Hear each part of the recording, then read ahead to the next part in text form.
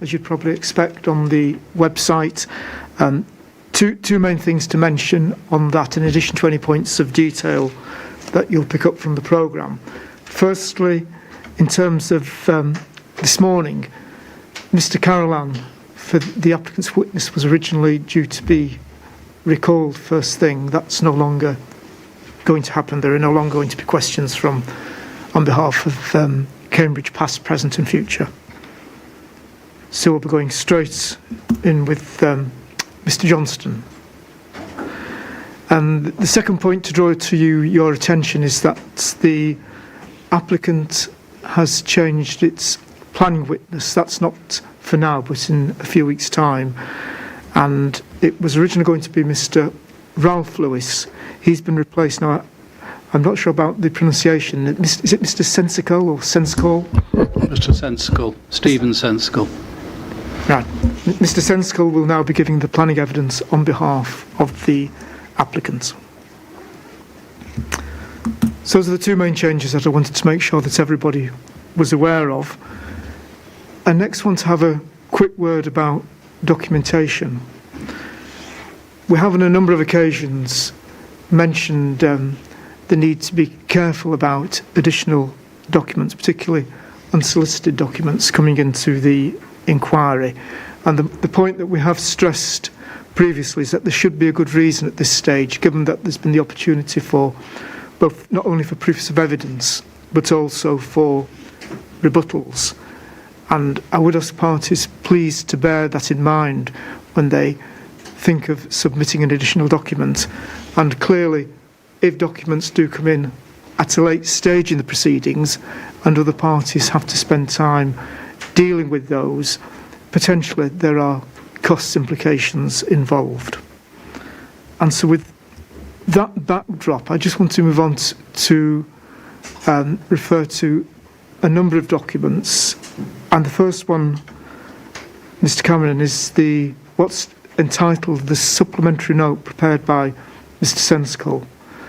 Because initially when we saw the covering letter concerning the change of planning witness, it read as if the intention was for Mr. Sensical to adopt Mr. Lewis's proof of evidence, which he does to a large extent, but then there are differences, and this additional document has come in. Now, I think Mr. Underwood and I need to know whether the changes at this stage are essential to the applicant's case in terms of accepting this document rather than just proceeding with the original proof of evidence. So I will answer that question, whether they're essential to the applicant's case first, as you asked it, and then explain what Mr. Sensical's done. So in terms of the applicant's case to you and to the Secretary of State, the case is set out in the statement of case and it's supported by evidence, and the applicant does not seek to resile or go back on the evidence in Mr. Ralph Lewis's proof of evidence that was submitted.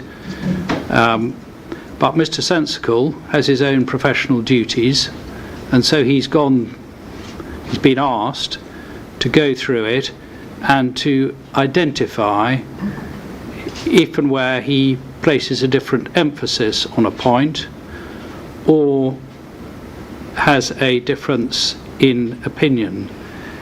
And as an expert giving evidence, it's his duty to point those points out, and that's what he's done. And the applicant, and I as counsel for the applicant, thought it would be helpful if he put that out in a written note so that all parties could see what he had to say and where his opinion was expressed in a different way, so they had it in advance.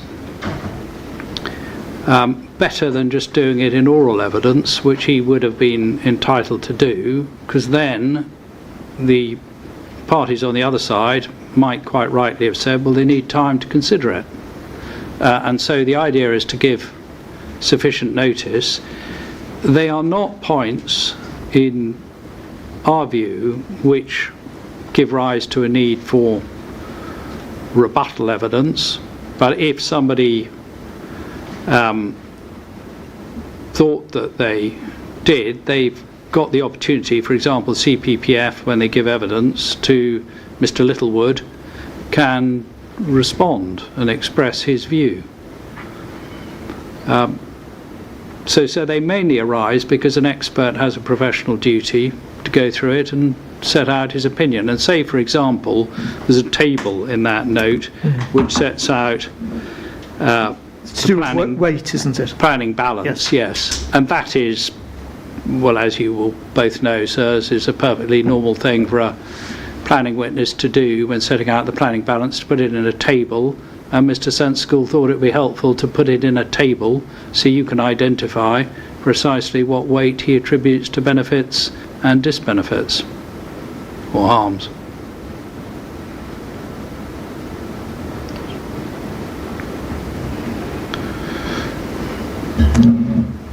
So I don't know whether there's anything else that I can say on that, but it wouldn't be proper for Mr. Sensical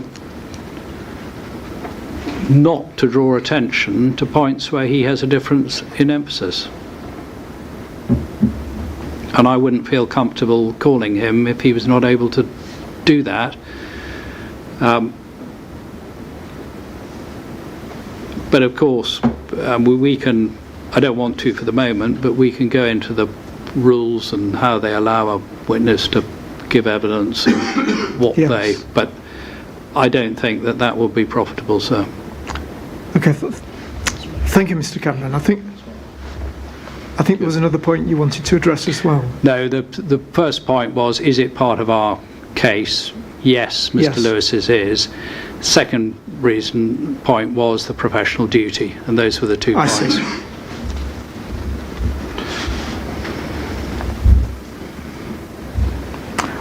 Thank you, Mr. Cameron, for that response.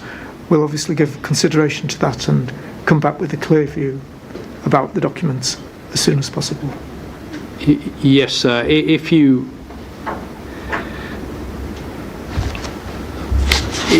to consider it, as I say, I don't want to go through the rules and the process, but and if you were to make a decision, well, depending on the decision, I'd like to reserve the opportunity to make submissions on the way that the 2004 rules work in terms of the right of parties being the applicant and statutory objectors to call evidence.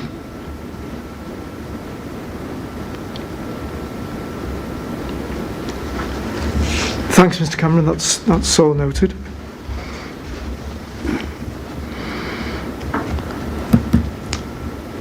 Next document I wanted to refer to was the documentation, I think, from both the applicant and CPPF and Cotton Parish Council concerning the land value uplift assessment. I think this was initiated by the objectors. That's my reading of the situation, but there's been discussion between the parties, and what we have received is a table from the objectors accompanied by what's referred to as a report from the applicant. We can see that these are potentially useful given the content of the proofs, but 2 points arise. Mr. Cameron, on the applicant's behalf, the appendices are extremely lengthy. We're not going to pretend we've read them this morning. They're on several hundred pages. So the obvious question is, are is that extent of appendices necessary for us to understand what's in the main document? The extent isn't, sir, but we can identify the parts which are relevant. So the background to this is Mr. Lee, quite properly and sensibly, sent us his calculations. Yes. And asked WSP to run them through their process to Yes. see whether they agreed, which they did run them through the process. There are disagreements. They're not large, but they come up with slightly different numbers, and they then wanted to provide an explanation Yes. on those background documents. For example, the MHCLG Yes. appraisal document. We don't need all of it, but for my part, Appendix C is all we need. But I think it was put in to be fair to other parties, so if they wanted to refer to other parts of it, they could do so. But if you'd like that pared down, I'm sure that in agreement with Mr. Lee, we could pare it down. But Yes. it is very long. It's 500 pages. Yes, I know. That's, well, perhaps there could be a conversation between Yes. the applicant and But Mr. Lee. that was all an attempt at cooperation. But once you start looking at the various permutations, you recalculate it, you then need an explanation, and that's why we put in those documents. We can understand the need for some context. Yeah. It was just the extent of the context which we were being offered. We have got a lot of material to go through in this case, and we don't want to prevent anything coming in that's essential to our understanding, but if there is material that isn't really necessary. Well, I'm going to offer somebody from WSP to talk to Mr. Lee, because we don't want to cut anything out that he would like to refer to. Yes. The second thought that occurs to us on that documentation is that it's being put in now. We're minded to accept, subject to the point about the appendices. Mr. Lee has yet to give evidence. He'll have the opportunity, both in chief and in cross-examination, to go through those documents and to explain how he's got to the figures that he has done and what he thinks may not be the correct view in terms of the applicant's figures. And we thought it might be useful if Mr. Whitehouse, if he is the author of the WSP report, was recalled to have the same opportunity and for us to understand that the report itself is relatively short. No doubt WSP know exactly where things have come through, but I think it would aid our understanding if there was an equivalent opportunity for the applicant to present its case on the figures. So if you'd like us to do that, we can do it. I'm not sure how the mechanics will work in terms of who gives evidence first. I had hoped that we wouldn't need to recall Mr. Whitehouse to deal with it, but if you would like clarification, we can. There isn't a massive difference between the figures, and it seems to me, but you may take a different view and others may take a view, that what really matters is which value for money category it falls into, and if it doesn't make a difference to that, then is it something that really needs to be resolved? Because we're talking about a difference between 1.2 and 1.1, or that's an example. Sorry to interrupt.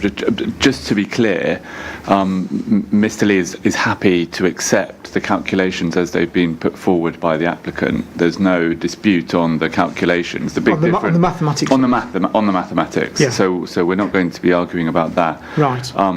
There's obviously a big difference in terms of the assumptions that are used, but those to echo what Mr. Cameron said, in a sense, those methodological points I've already put to Mr. Whitehouse, and he's given his view that the basis on which the applicant's assessment was carried out was appropriate for the reasons that he gave. So if the mathematics is agreed, then it may be that he's had every opportunity to say what he wanted to say about the methodological points, and Mr. Lee can obviously give his view in accordance with his proof of evidence as to why he thinks the assumptions in the note should be used. But I should also say I don't have any objection whatsoever to Mr. Whitehouse being recalled if that's considered to be necessary in the interest of fairness, or you'd like to hear from him.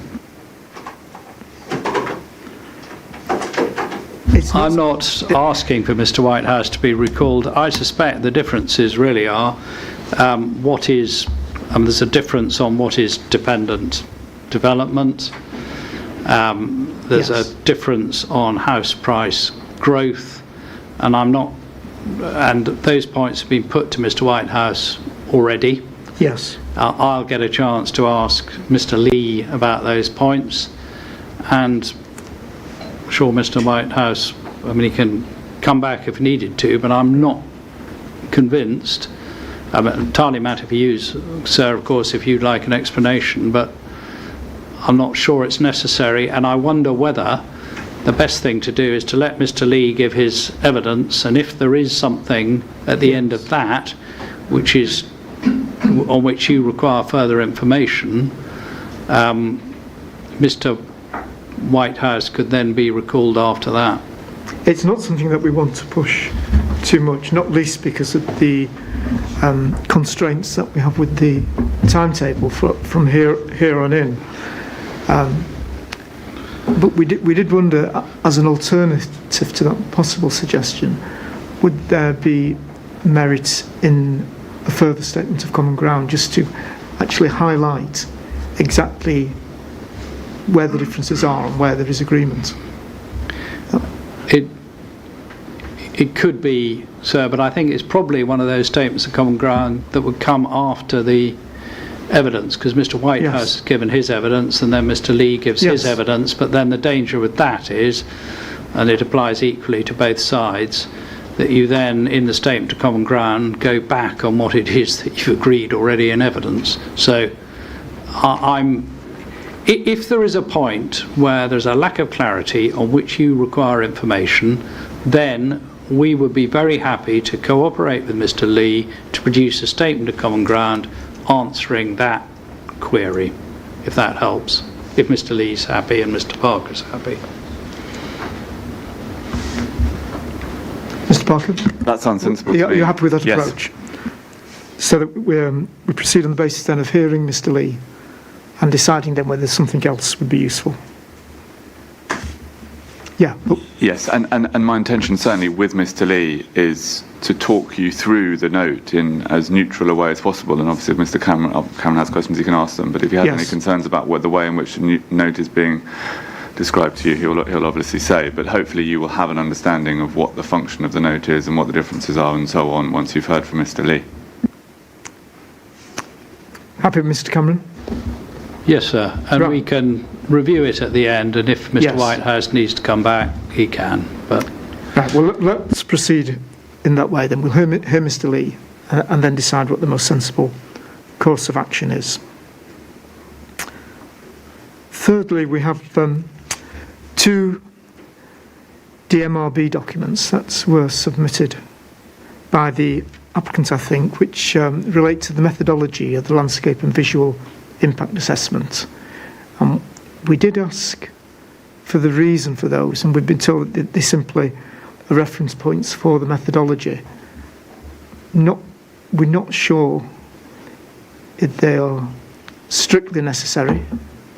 Ms. Henderson. Yes, I'm happy to help on this. I think the way this arose is you asked for a certain number of references, 8.1, 8.2, I can't remember all the numbers, anyway, to be provided, which they were. These were the 4 landscape character assessment documents, are they? That's right, but also they were slightly wider than that, but they were principally that, so yes. And the point essentially arose, a concern from Mr. Carlin's perspective, that if you were going to delve into those and to his methodology, you'd want to understand the DMRB, which underpins it.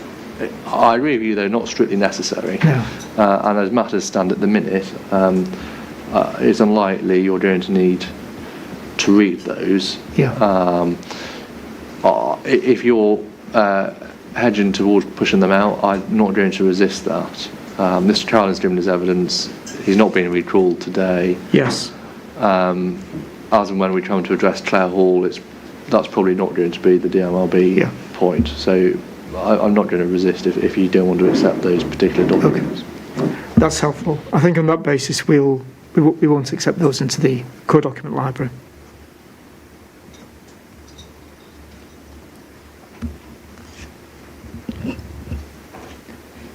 And the last one, which I think is may well be underway, Mr. Parker. It concerns the plan that we requested of the CPPF landholding in the area of the guided busway.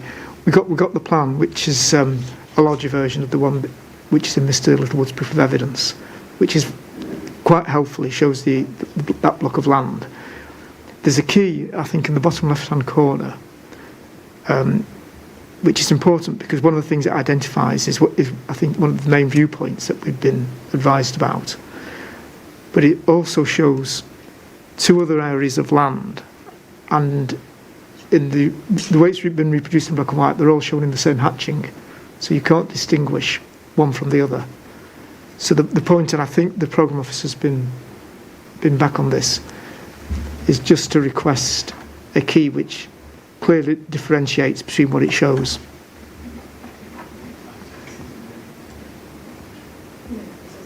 Okay, we'll take that away. Yeah. That's fine, Mr. Parker.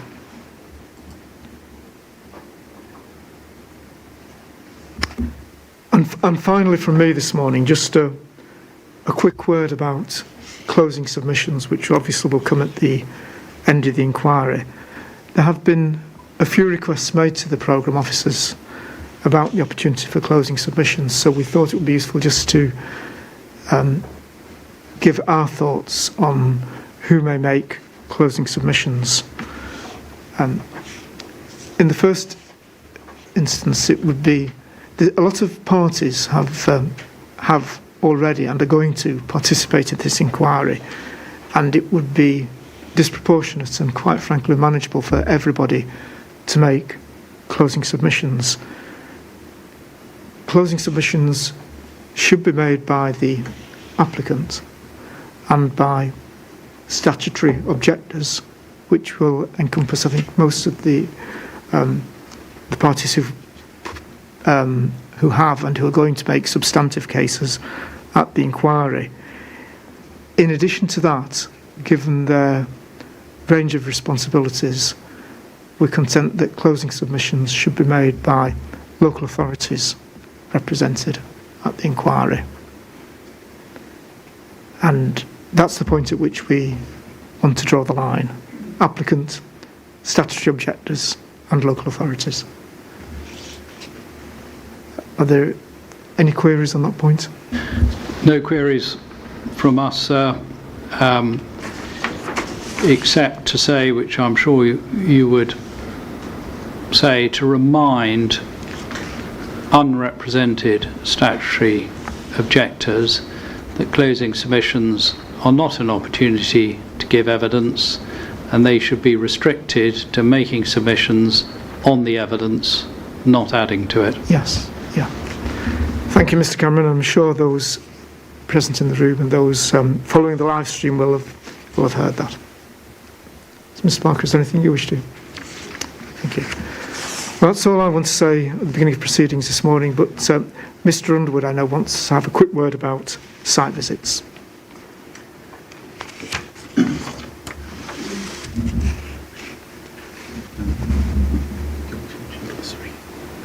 No, it's okay. We mention. Statutory objectives. No, yeah. Okay, thank you. I mean, as you're aware, the programme provides for 2 days of site visits towards the end of the end of the inquiry, and I just wanted to just say a few words about that. We will obviously want to undertake a series of site visits, and to do that, we've drawn up a sort of draft schedule of the places that we would like to go and visit. Some of those site visits will have to be accompanied, by which we mean that we need to be accompanied by both a representative of the applicant, but also a representative of someone who is taking a different view, opposing the scheme. When we did some initial site visits at the very start of the public inquiry, a representative of the CPPF, Cambourne Parish Council, was available all day to do that, and I think that worked well. I'm not asking anyone to commit at the moment, but it'd be obviously very helpful if someone in a similar role was available to join us on a accompanied site visit, so that we have both representative of the applicant and a representative of an objector who's able to perhaps stay with us for the whole day. Obviously, given that the CPFF there last time, Mr. Parker, I'm probably looking at you in the first instance. If you've got any comments now, please say them. But no, I mean, I'm reasonably sure, or if not sure, we can find. There will be someone available. I'd need to just take instructions on that and confirm who it would be and so on. But I can't foresee it would be a problem. Thank you. And just for the avoidance of doubt, that's not to say that other people can't be present at particular points that we go and visit. It's more to just make sure that there's continuity, so that when myself and Mr. Clegg are inspecting sites, there's always somebody present from both the applicant and an objector, just to ensure that that there's fairness there.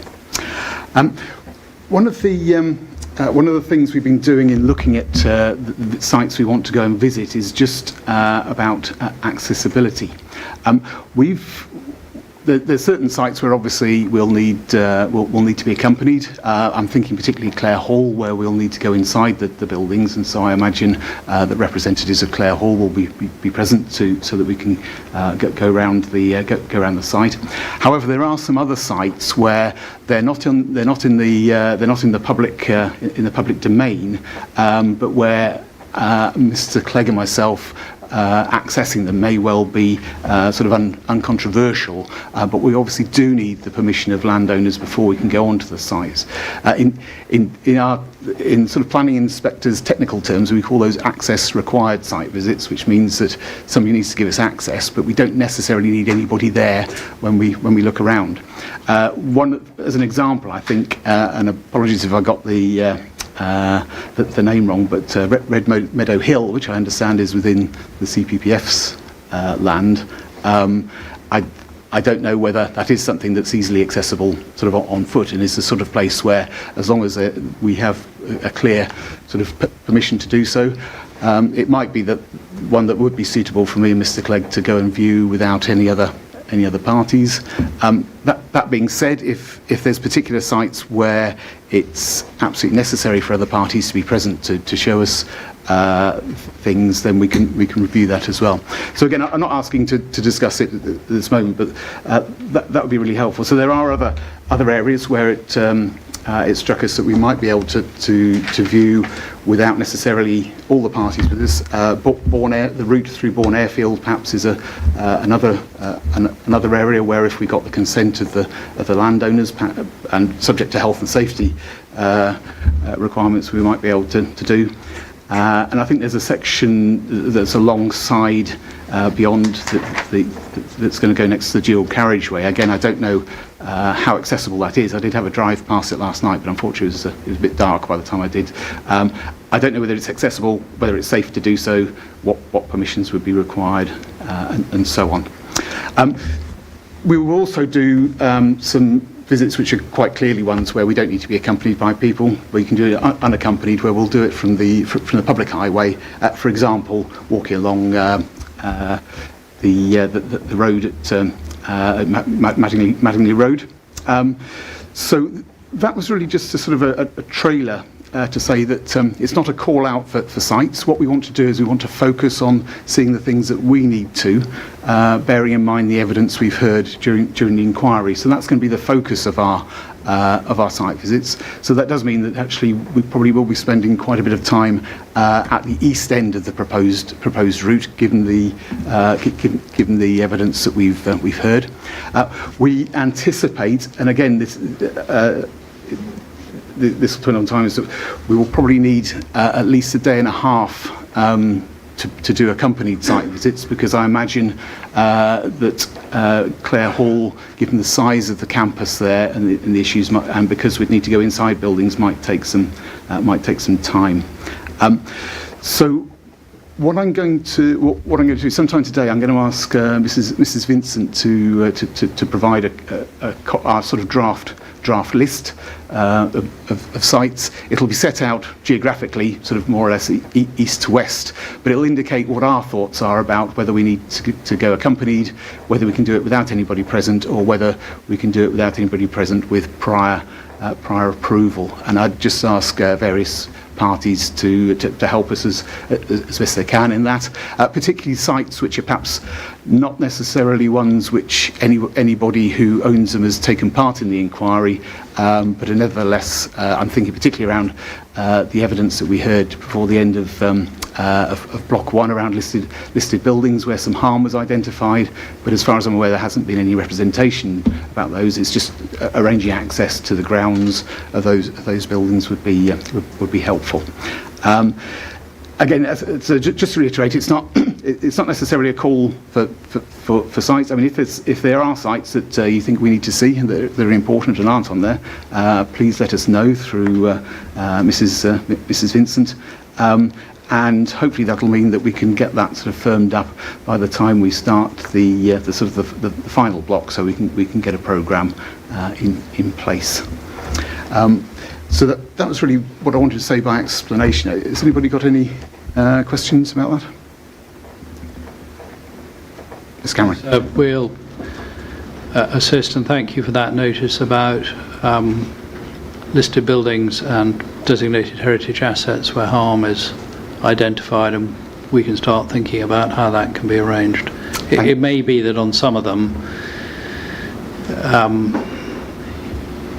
you take the view that you only need to go within the setting. So, for example, Schlumberger Gould.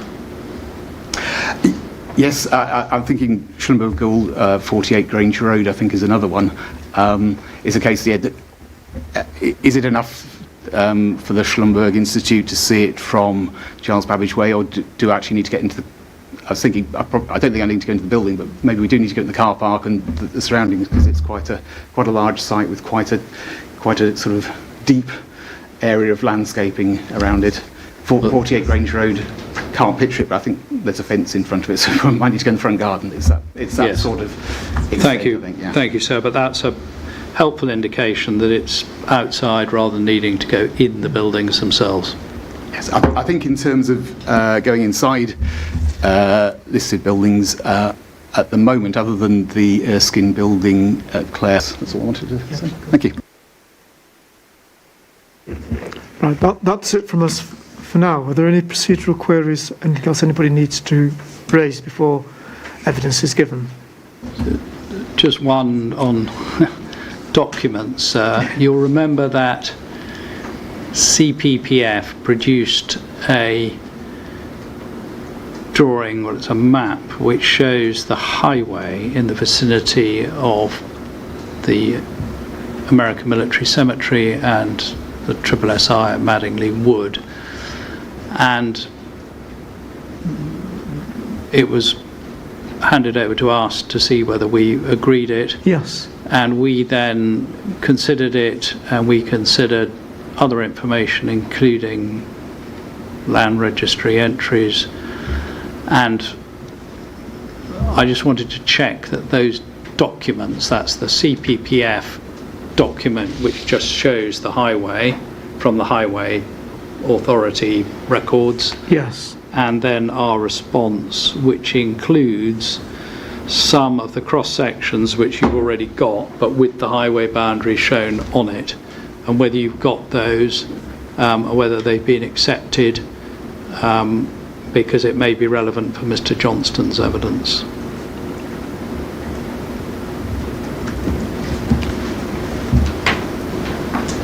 Right, we did.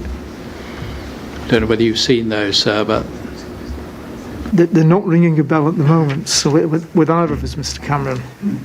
We did get CPPF, I think, provided an enlarged plan or an extract from evidence showing the triple SI, but I don't think we've seen the information that you're referring to, which was that confirmation clarification of highway boundaries and things. There was a discussion about it, and we then said we'd go and talk about it, and we have talked about it, and as I understand it, but Mr Parker will speak for CPPF, so it's the Highway Authority map showing the highway boundary, and then WSP have looked at that and tried on the cross sections, well they have, put on a vertical red line which shows the edge of the highway boundary. Right. But I don't know whether Mr Parker's seen those, happy for them to go in or not happy, or what the position is.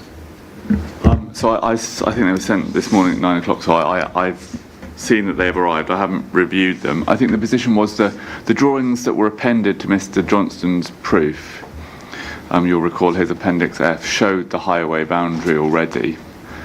And I think I indicated that to you, that that's where the highway boundary was, and I think the applicants, as I understand it, was reviewing that, has now confirmed, well, I understand that's the effect of the note, to confirm that they're happy that those boundaries were accurately shown on the drawings at Appendix F. Mr Cameron's also referred to some new documents which have been produced, which are Mr Lonergan's cross-sections with the highway boundary added. We would need to review those before agreeing that they can go in, because I haven't had the chance to look at those documents. We weren't necessarily expecting them. I don't want to criticise anyone, but I don't think I can agree to them right now without having had the opportunity to review let's take the first point on Appendix F. Appendix F we have. That's already been discussed. Is Mr Parker right in his understanding, Mr Cameron, that the applicant is content that what is shown as the highway boundary on Appendix F, having checked that, is correct? Well, can I just check that, because I had thought we weren't looking at Appendix F, we were looking at some other plans which CPPF gave us. Yes.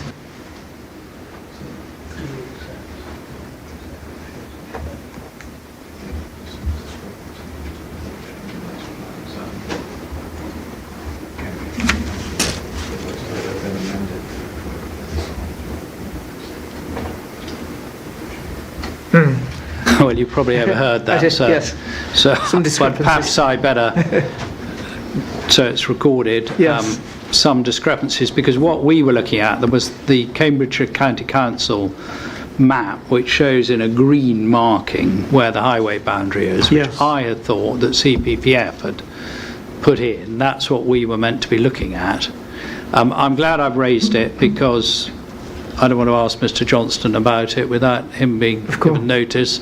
I'm not so glad that Mr Parker should have had it before, and I apologise. Okay. Well, there needs to be an opportunity clearly for the parties to look at this and for us to see it as well before we... I'm just wondering, Mr Parker, is it best to take time now, or is there something we can start Mr Johnston on in terms of evidence before we move on to that point? Well, I suspect Mr Cameron probably wants to ask Mr Johnston questions about it, so I think we probably need to... Oh yes, I understand that, but in turn... So, in which case, yes, I think we would need time now, just in case anything comes up that I need to ask him about first. That's entirely sensible, sir, and the reason I raised it is because Mr Parker should be given an opportunity to talk to Mr Johnston about it before he starts evidence. Yeah. Right.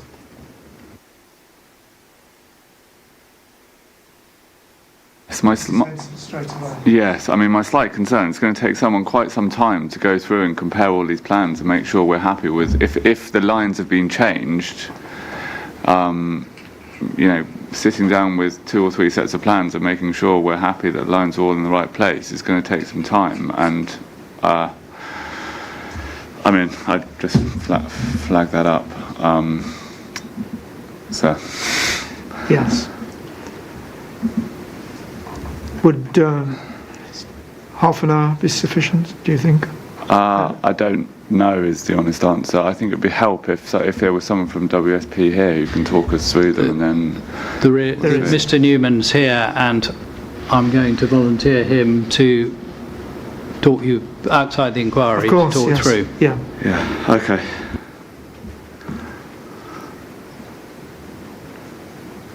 Well, our suggestion is going to be a 30-minute adjournment.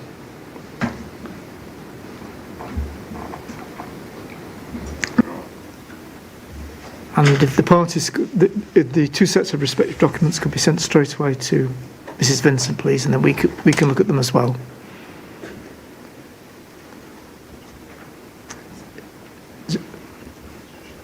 Is there anything else, Mr. Cameron? No, I hope that Mrs. Vincent's got them already, but I'll check. Okay. In that case, the inquiry is now adjourned, and we'll resume at 10:40.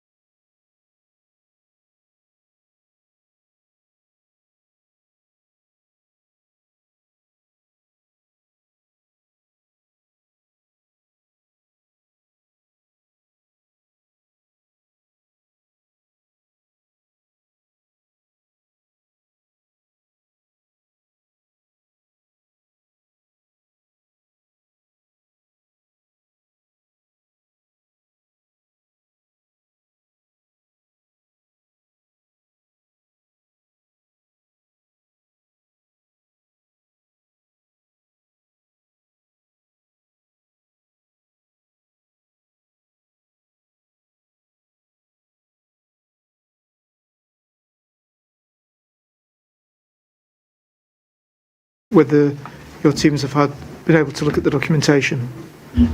We've looked at it, nothing's agreed, so we should press on without that document. It was only produced because we had one stage had been asked to produce something which showed the highway boundary, but we will proceed without relying on those plans. If something can subsequently be agreed, that will be marvellous, but we don't need it for now. Right. I'm a little bit surprised because surely once the information's been obtained, the highway boundary is where it is. Is it not a matter of fact whether it's the green and the green shading and the purple line seem to be, as far as we can tell, in the same place? Yes, sir. I think it's where the red lines are shown on the cross sections, yes, which causes concern for CPPF. Just to explain the issue, so the civilistics drawings were based on a topographical survey. They were then cross-checked with the highway boundary maps that CPPF received from the applicant shortly before the proofs were exchanged, and a visual check was undertaken, and they look as though they are the same. But I think what the applicant has now done, entirely correctly, I don't make any complaint about it, is through CAD produced a precise overlay of the highway boundary map over the road. What that has thrown up is that in certain places, according to the highway boundary plan, the highway boundary, for example, runs inside the hedge line.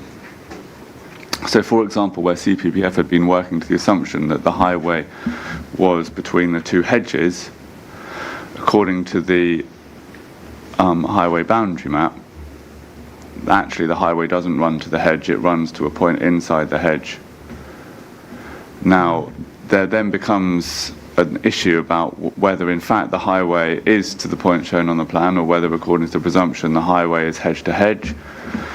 But the difficulty we have in agreeing the documents is they are not consistent with one another for that reason. So at certain points where the red line's been drawn on the cross section to reflect the highway boundary map, that doesn't reflect where the hedge line is, and therefore where the civilistics drawings show the highway. But have the parties not been back to the highway authorities as the source for this? Well, that would be the definitive. They would have definitive plans, would they not? Well, no. And so the point is that the red lines that have been drawn on the cross sections, yes, are based upon those definitive. If they are definitive, they're definitive for a footpath, I think, but they're on the highway boundary plans.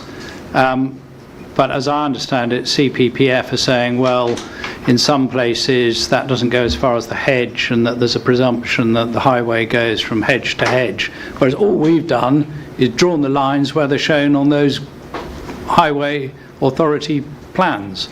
Because once you start drawing it on the hedge comes in and out, and would you do it when it's just been cut or when it hasn't been cut, or what do you do? So they're drawn on the highway authority maps. Yeah, first point, the highway boundary map is not definitive. So you can't say if the highway boundary map is overlaid over an OS plan. Yes. It's not definitive. The point about the highway boundaries being hedge to hedge is they are. The presumption is that they are hedge to hedge. You can have an argument if there's a difference between the hedge cut and the hedge not cut. You can have an argument about that, but that's not what we're talking about here. The CPPF plans were based, as I say, on the topographical survey. I don't have an issue with a plan going in which reflects what the highway boundary map shows, but it also needs to show, I say, what the topographical survey shows, because the presumption being that the highway is hedge to hedge, if there were a dispute about exactly where the highway would be, then we say it would be resolved in favour of the hedge line. So all what hasn't been agreed is that you should have a plan which goes in front of you, which shows, as it were, definitively where the highway boundary was, when in fact there may be a dispute about where the highway boundary is, because the CCC plan is not necessarily accurate as regards the topographical features which define the highway.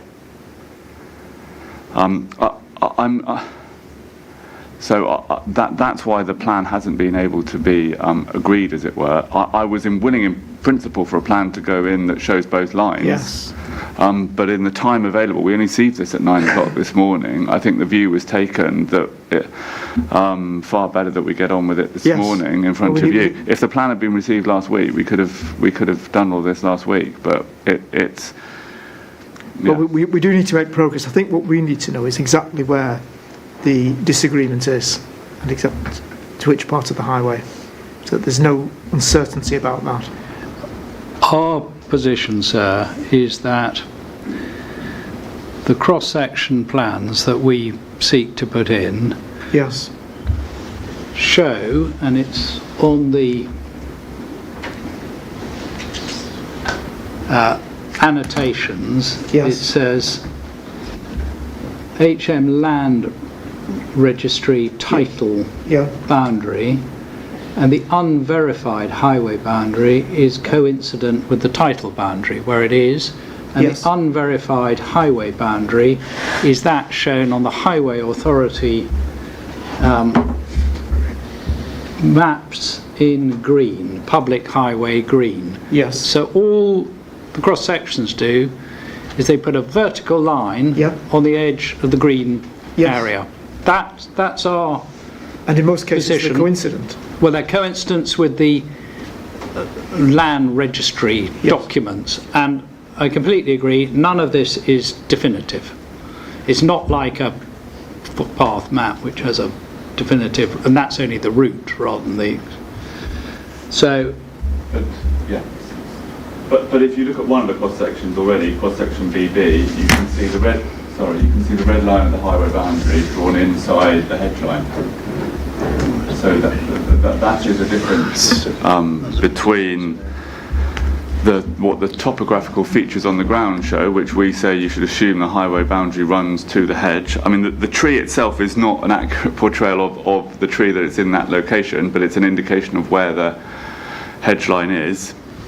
So you suggesting that the applicant's illustration of the section is showing the hedge in the wrong place, or no? That's a point where the highway boundary map, non-definitive highway boundary map, the map overlaid on the OS plan, it may be just a discrepancy. It may follow the title boundary. It's unclear. But it goes inside the topographical feature which we say would define the edge of the highway boundary, and that's clear. I mean, in a sense, it's clear on cross-section BB and cross-section CC, because you can see where the hedge line is, and you can see the red vertical line being inside that line.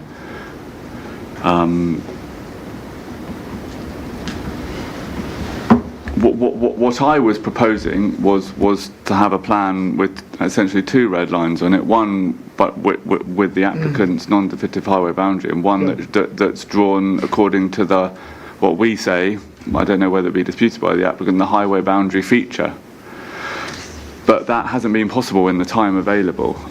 But I think that would probably be most useful to you, because then you can see in each location where there is a discrepancy, and we can provide an accompanying note if it's unclear. But as I understand it from having been talked through it by Mr. Newman, those are where the discrepancies have arisen.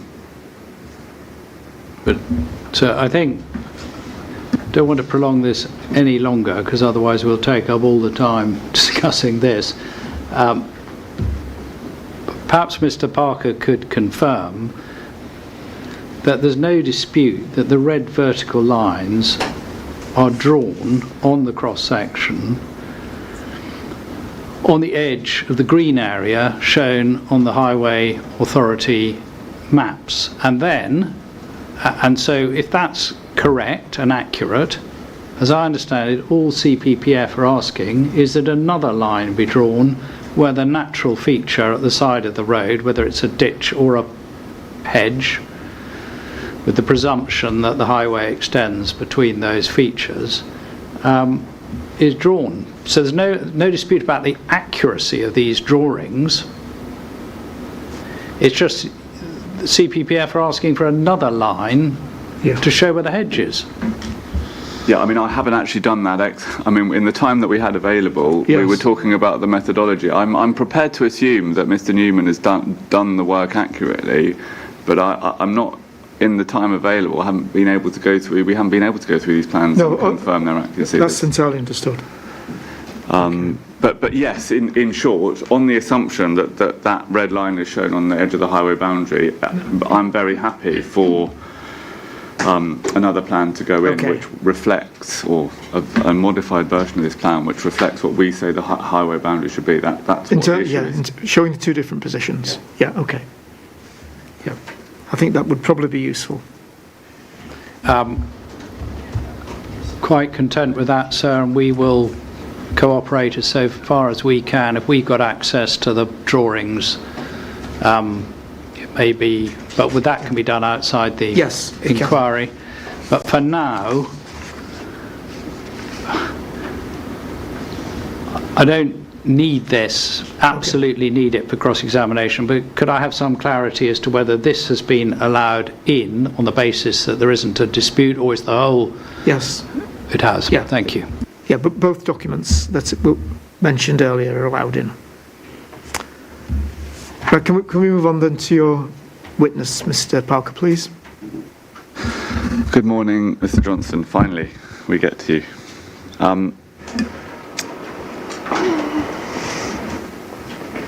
If I can just start by introducing you to the inquiry, please. You have produced a proof of evidence, and in section 1 of your proof of evidence, you explain that you're Stephen Philip Johnston, you have a degree in civil engineering, and you're an engineering director of Lawrence Walker Limited, a specialist transport planning consultancy providing expertise on transport-related development issues to private and local government clients.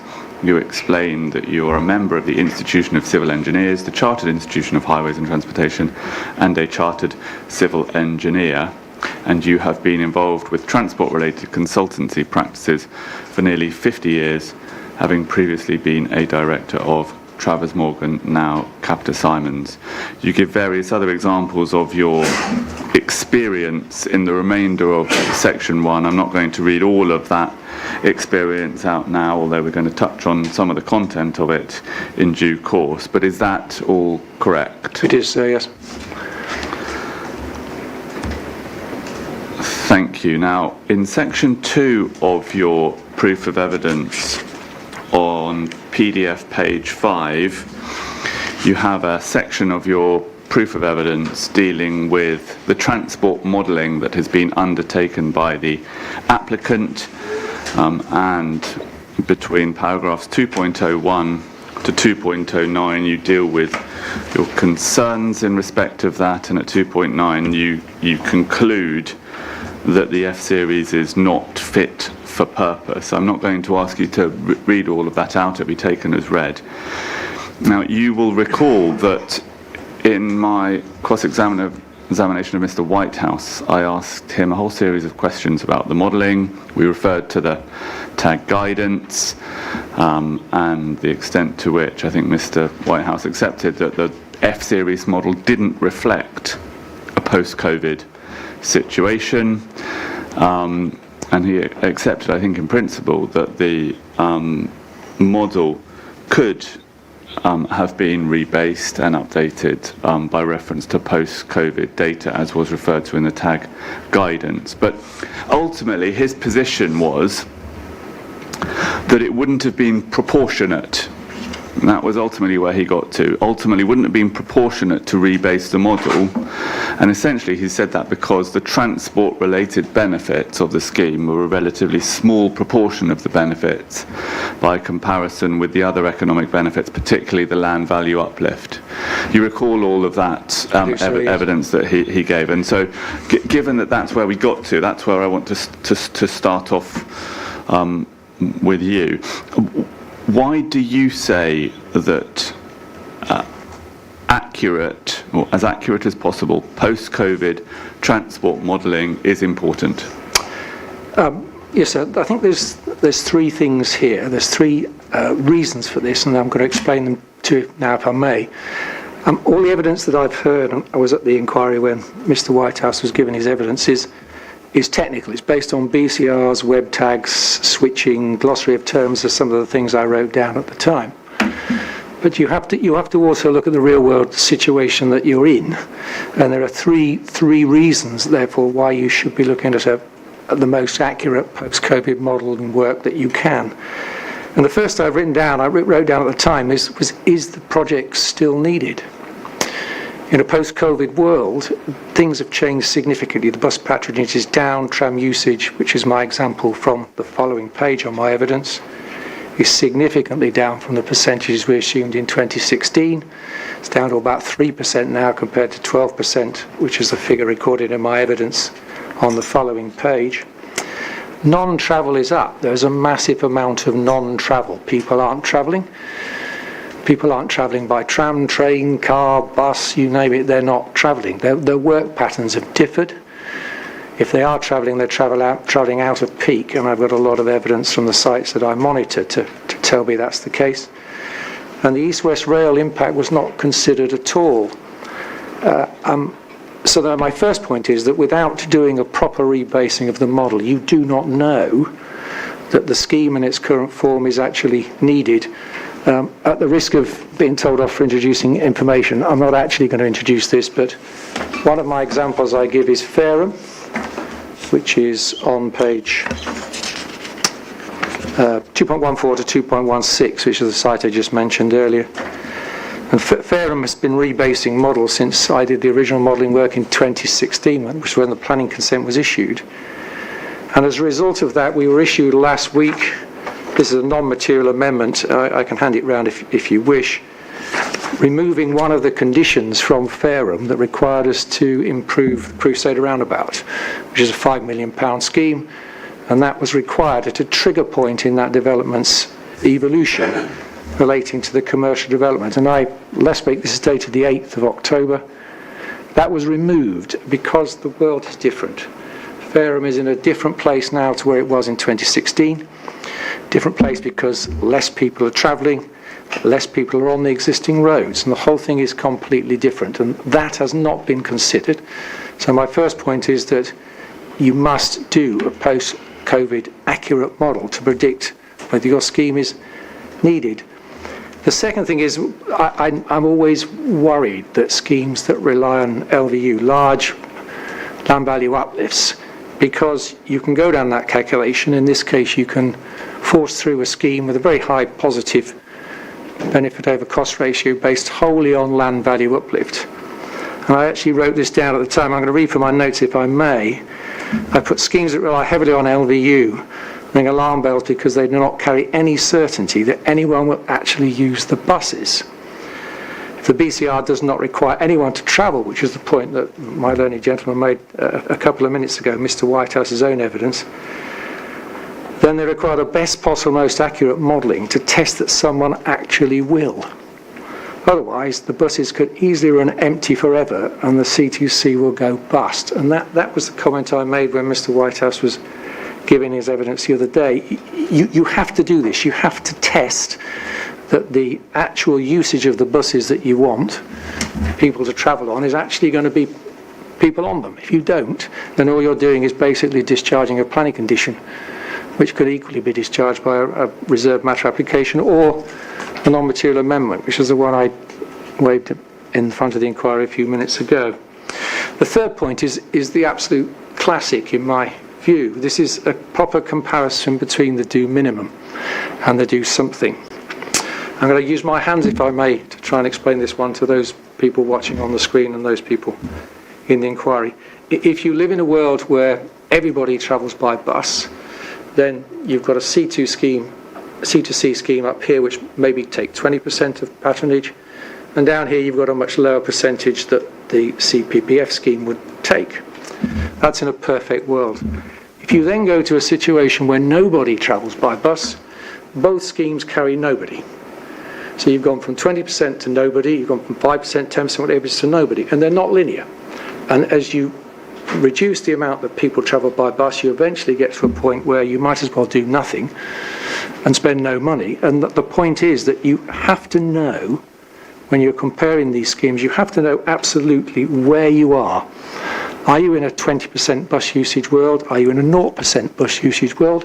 And that exercise hasn't been done, and the evidence hasn't been presented at all. So my third point is that if you are dismissing schemes, rightly or wrongly, then those schemes should have been based on a post-COVID model, because in a post-COVID world, a lot less people travel by bus, and therefore your difference between the C2C scheme and the CPPF scheme may be nothing, may be marginal. So why waste 200 million building the C2C scheme when you haven't proven that actually the difference between it and the CPPF scheme are worth having? So that's fundamentally my 3 points, is that you need to have a post-COVID model, irrespective of whether you are using just land value uplift to create your benefit over cost ratio.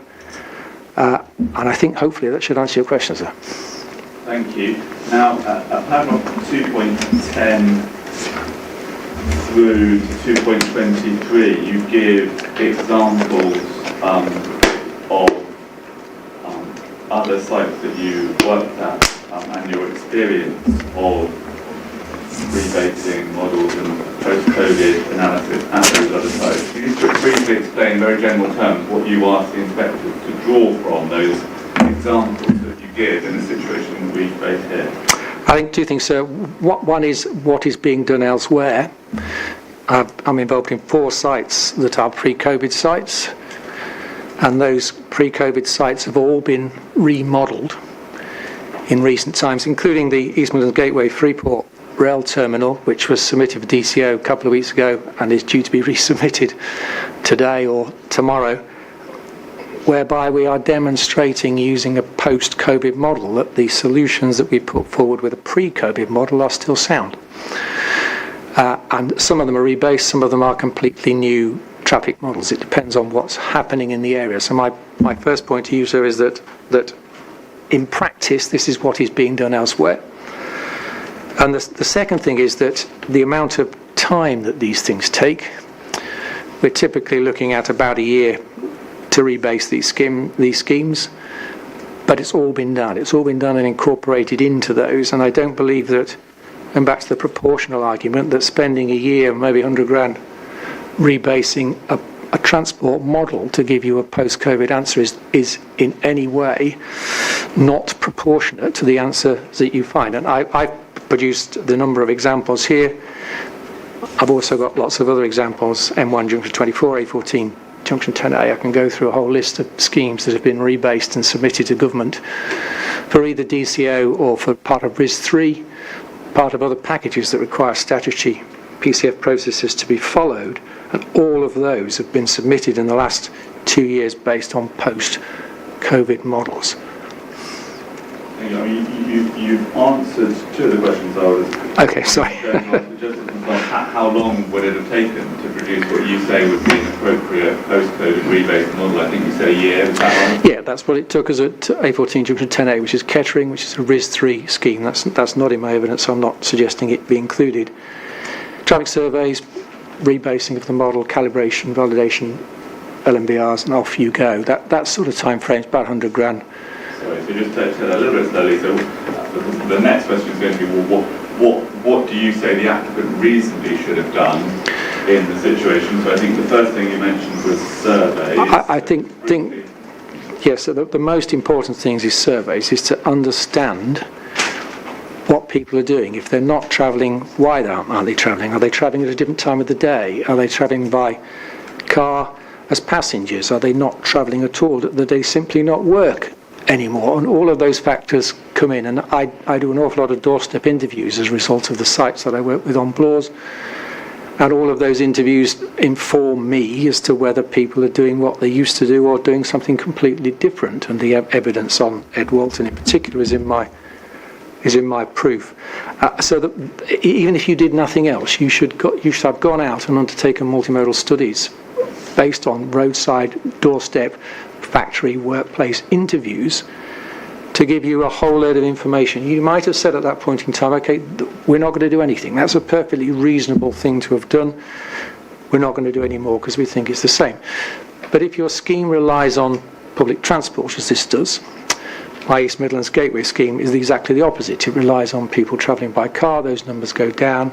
We say, okay, the answers are better. Doesn't matter.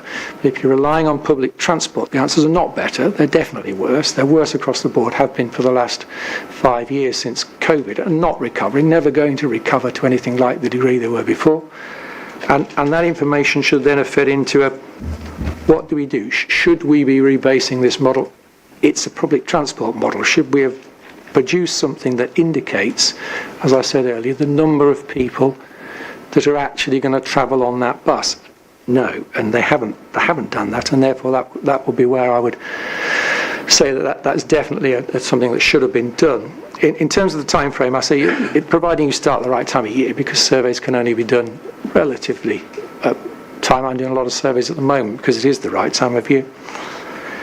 Then you're looking at about a year. So in a post-COVID world with a model that says on it that it should have been updated post-COVID, then that would have given them plenty of time. My surveys have mostly done 22, 23.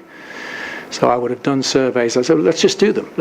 Even if we don't use them, let's just get the surveys in the record, get them in the books in 22, 23. Let's have that information. If we need to rebase the model, we can base it on that information that we've already got. And then it gives us the rest of the time, 6 months, 9 months, something like that, within that period to actually do the upgrading of the models. And I've got loads of models that have been done exactly that over the last 4 years or so post-COVID. And those models show that transport is down, 4%, 10%, 20%, it's down. But it also shows that public transport is massively down because people simply aren't travelling. They're not choosing to not travel by car to the same proportion as they're choosing not to not travel by bus, if that makes any logical sense. And as I say, I've got 20-odd sites that I monitor for house builders all the time. And that is the situation that we're faced with in the world. Mr. Johnston, is that what you call the new normal? Yes, exactly. So exactly right. So the new norm is non-travel. That's the fundamental thing that isn't happening. But how do you know that's been reached and that there isn't a because I've been monitoring the sites that I've been looking at for the 4 years post-COVID, and then the 2023, 24, 25 results are almost exactly the same. I remonitored Ed Walton, which is the site described in my evidence here this week, and the evidence is exactly the same percentage-wise, 36% car usage. But I quote in my evidence from 2023, 24, 25. People simply aren't doing the same thing. And the evidence from, this was the A453, this is the Fareham case for the employment sites there, is that as the sites expanded out, and there's 600,000 square feet occupied thereabouts at the moment, that trend is exactly the same. And you can't hide behind technicalities saying that the BCR all works because of land value uplift when nobody's going to travel on your bus. And that information should have been presented to this inquiry, and we should have had a debate about whether it was right or wrong. I'm sure it would have been a much more interesting conversation than the one I'm having now. The point being, sir, it is a completely different world. You cannot go back and ever expect that it's the same. If you would go back in terms of car usage, you're probably okay. I found that. Anything else, you're definitely not okay. Now, the applicant, Mr. Whitehouse pointed out that some sensitivity testing was carried out, and I think it's probably implicit in what you said, but just let me ask you for completeness. That sensitivity testing involved testing the F series by considering a scenario in which there was 10% fewer car and light goods vehicle movements. What's your view on that? Probably right. I wouldn't dispute that. It's a relatively high figure. Sometimes we're down in the 4s and 5s. But the point then is that they have assumed that is the same proportion by which people travel by bus goes down. So if you start off with a market that's 90% of what you originally had, then you are assuming that the public transport goes down by the same margin, which is not true. It simply is not correct. And therefore, I'm just trying to find the reference, which I can't for the minute. It's a road-based adjustment. It is an adjustment down on cars, fair enough, but it is not a proper public transport adjustment of the modelling to show what happens to people that want to travel by bus. That should have been a completely separate exercise, and that might be 20% down, might be 50% down, but it might be any other figure than the one that's been assumed, and it is actually written down in the evidence. I think it's in Mr. Whitehouse's evidence. Somebody will no doubt pull out the reference to me. I've got it here somewhere, which actually says it's a road-based adjustment. Yeah, you missed the sensitive compression. Yeah, it's on, actually the reference is, it's CD 9.32, paragraph 18. And it reads, the 2019 post-pandemic caused a change in trip making, creating uncertainty over future levels of transport demand in Cambridge. Which part? The paragraph 18? Paragraph 18, yeah. Sorry.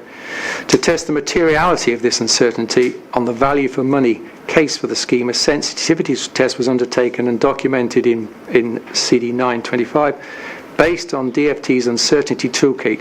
A highways only test, sensitivity test, was carried out on the Saturn model, which is completely inadequate. That is just simply not an acceptable approach to a bus-based scheme, in my experience, because you get a different answer.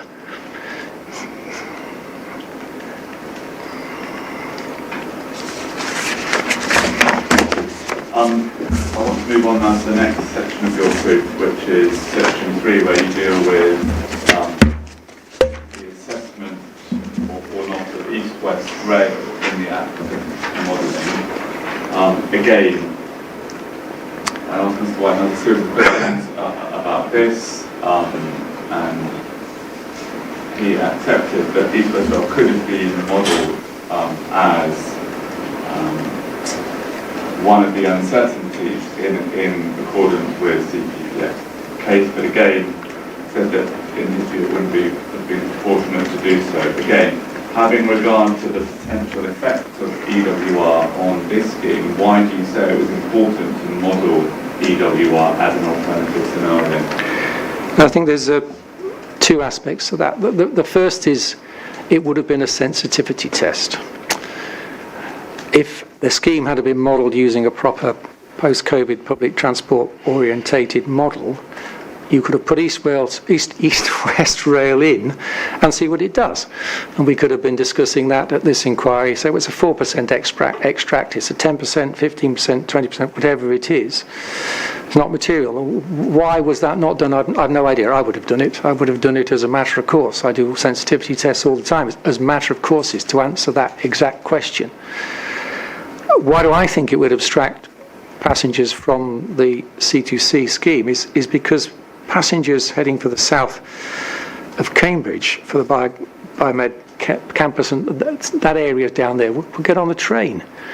People are far more likely to get on a train anyway than they are to get on a guided bus. It's an order of hierarchy which goes guided bus, tram, train. People would far rather travel by train in my experience. And that should have been included. I don't agree at all that the schemes are complementary. We'll abstract a number of trips from the C2C busway. It's depending on how many trips it abstracts. Nobody is going to head west to get to a station to then head east. That simply isn't going to happen. And I think the other thing that's important about East West Rail is it's a national scheme. It's a scheme that ultimately will run from Cambridge to Oxford and Oxford to Cambridge, as you know, which replaces a line that was closed in the late 50s from memory. And that is going to alter people's travel patterns on a wide area. People are going to move to areas and commute to stations that have got nothing to do with Cambridge, travelling on the train, which means they're not going to go to the park and ride in Cambridge to get on the train or the bus there. These things are massively significant. I might live in Oxford and commute to Cambridge. I might live in Bedford and commute to Cambridge, whereas previously I drove in. It's a completely different ethos.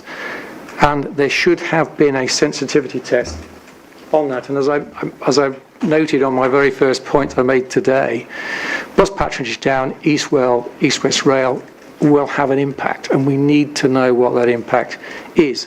The fact that the scheme relies on land value uplift I've already addressed, but it is a sensitivity test that should have been run and should be run, so that the government knows if they're investing 2 billion or whatever the figure is that they announced a few weeks ago into East West Rail, that if it kills other schemes, they need to know about that, and vice versa. If this kills the C2C scheme, then C2C need to know about that, and you can't hide behind land value uplifts if nobody travels on your busway.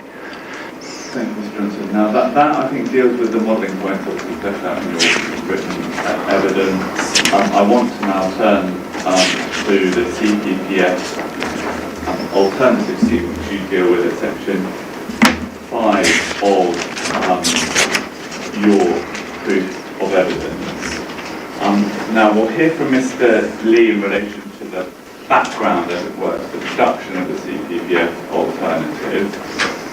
But you have produced, as we know, the drawings that were done by Civilistics and Appendix F to your proof, and you deal with various features of the scheme as it is proposed in those drawings.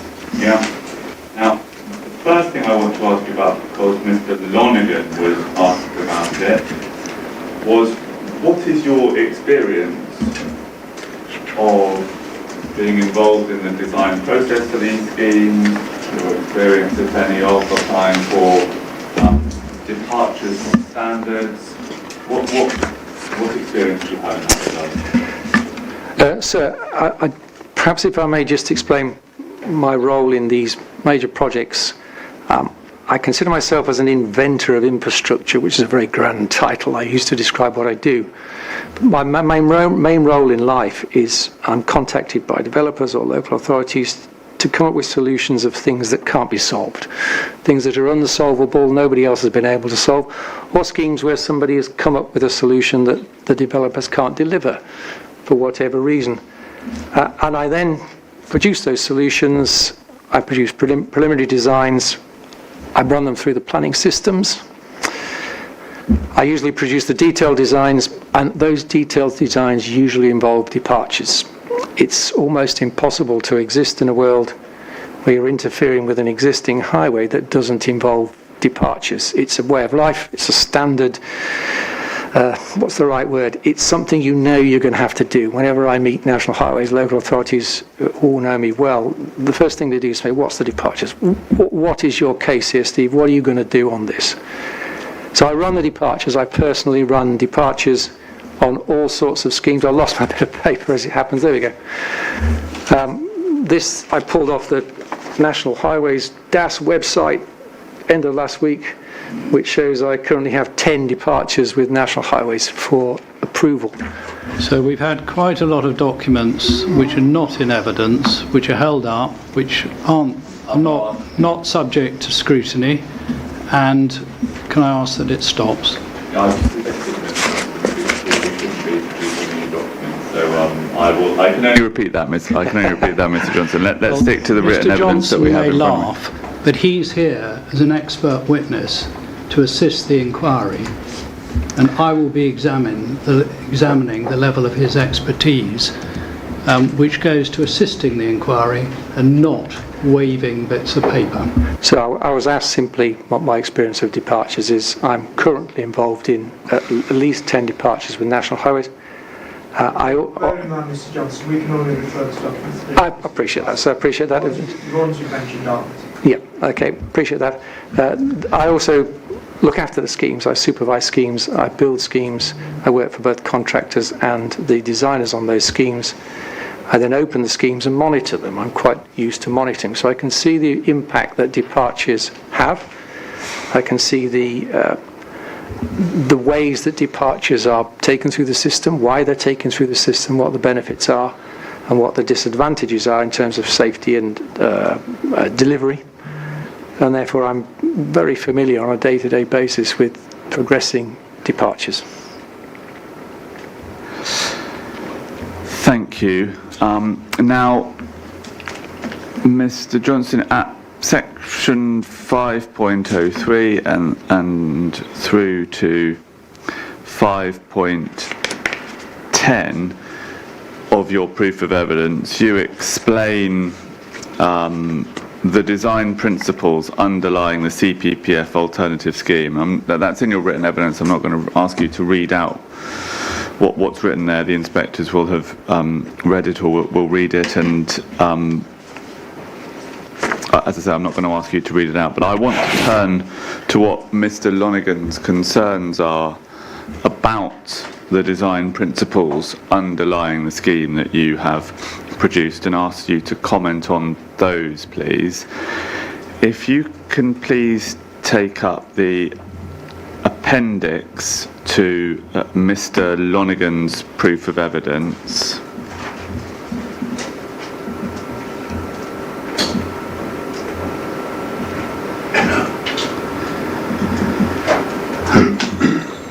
When you've got that. Sorry, I should say the appendix to his rebuttal.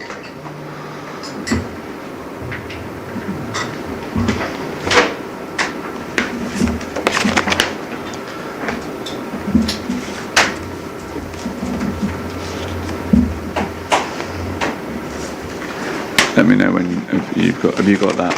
And on page 16, there is a section in which he deals with your proposal for a change to the existing speed limit. And we know from your drawings, I can lead you on this, that the CPPF alternative proposes a reduction in the speed limit from 50 miles an hour to 40 miles an hour for the eastern section of the alternative route. Mr. Lonergan considers that proposed change at section 3.6 on page 16 and 17. Having regard to Mr. Lonergan's concerns, can you please give your view about the appropriateness of a reduction in the speed limit from 50 miles an hour to 40 miles an hour? Yes, sir. It's a package. You have to look at these things as part of an overall package that you're intending to deliver. And if I were to put a 40 mile an hour speed limit on that road tomorrow, I don't think it would make a lot of difference, but it wouldn't be self-enforcing. And what you have to do is you have to produce a package that supports your departures, it supports the 40 mile an hour speed limit, and the 40 mile an hour speed limit in return supports your cross sections and what you're looking at. And I think there are 5 things I've written down here. Firstly, you're looking at a 40 mile an hour limit, which is what I'm proposing, and that would be there to help mitigate the narrowing of lanes, but the narrowing of lanes are there to reduce the speed. If you're faced with narrow lanes, people reduce their speeds, it's automatic, it's natural. And then you would support that with signage, you would support that with the ambience of the route. And I'm looking at things like tree cover. So the tree cover would come out over the footways, potentially out over the carriageway as well. And there was a criticism I did see the other day about having to prune trees, but the canopies of the trees are probably high enough to avoid that anyway. And then the other thing is you've got a lot of technology that can help you in these situations, things like smart road studs, illuminated road studs, just to change the whole appearance of the road, different colour footways, different colour carriageways, different colour bus lanes, to give you the impression that you shouldn't be travelling at more than 40. So that's, if you effectively answer my question, do I agree with that 40 can't be delivered? No, I don't. I think it can be delivered as part of a package, and that package, as I say, is self-enforcing, so that everything you put in supports the 40, and the 40 supports everything that you're then doing. Thank you. And one of the concerns about the 40 mile per hour speed limit reduction, and I think perhaps applicable to other of Mr. Lonergan's concerns as well, related to the status of the road. So in various ways he refers to the status of the road as a diversionary route for the SRN, talks about it being heavily trafficked, including by heavy goods vehicles. Again, your comment please on whether the status and function of the road in that respect as regards to the appropriateness of what you're proposing. I think that a couple of aspects to that. In terms of a diversionary route, my experience of diversionary routes as A roads is that people aren't going to be travelling that fast on them. I've got a huge number of diversionary routes on the go at any one time, and those routes travel slowly. People use that route if the M11 is closed, so that its function as a diversionary route at 40 is no less than its function at 50, because people won't be travelling on it as a diversionary route at 50 because there's too much traffic. It's picked up traffic from everywhere else because it's a diversionary route. Coming back to the actual function of the road at 40 as opposed to 50, what's the speed on it today? It isn't going to be 50 mile an hour on those sections, so you're not actually reducing its capability by very much on that. Its status as a road feeding into Cambridge is in my evidence. I would much prefer to see it as a 40 mile an hour road with a bus lane alongside it than as a 50 mile an hour road competing with a segregated C2C busway over here, because you're not doing anything to slow down people in their cars. By doing that, people will still get in their cars, they'll still drive at 50 in inverted commas if that's what we believe they're travelling along that road, and therefore again it's part of an overall package. What you're trying to do is make the bus more advantageous than the car. You are trying to keep the car restricted. Allowing people still to get into Cambridge at 40, I don't believe in any way impedes their ability to get into Cambridge at 40. It carries the same amount of traffic. It's not going to carry any less traffic, but it gives the bus an advantage. So I would say that it is a positive benefit to either scheme, to the C2C scheme or to the CPPF scheme, to actually have that road reduced in speed, and that might be something that's considered in the future if the C2C scheme were to go ahead, because it would give it an advantage. Thank you. Now, I've heard what you said about overall package, 40 miles an hour contributing to the other measures, and the other measures contributing to 40 miles an hour. But it's fair to say that Mr. Lonergan's view was that even with a 40 mile per hour speed limit, having carriageway lanes at 3.25 metres, I think we're proposing, was in and of itself unsafe. What's your position on that? So I think there are 3 lanes proposed, and those 3 lanes are shown on the various cross sections, which I presume we'll come on to in a minute. 3.25 metre lanes that are shown on there are split into 3. The left-hand lane, the northern lane, would be the bus lane, and the other 2 lanes would be the running lane for the A road. So that why don't we look at a specific cross section? Yeah. Probably easier. Yeah, I agree. So Stage. I am looking at. Which one are you looking at? I'm looking at cross section GG from Mr. Lonergan's evidence. Can you give us the PDF page? Yes, it is page 40 of the PDF. So there's 2 sections on that cross section GG at the top and cross section HH, which is. And which one are you? I'm looking at GG. It was just a typical one, so it wasn't. It was the first one I pulled up. Okay. Cross section GG shows the 3 lanes that Ms. Lonergan's queried.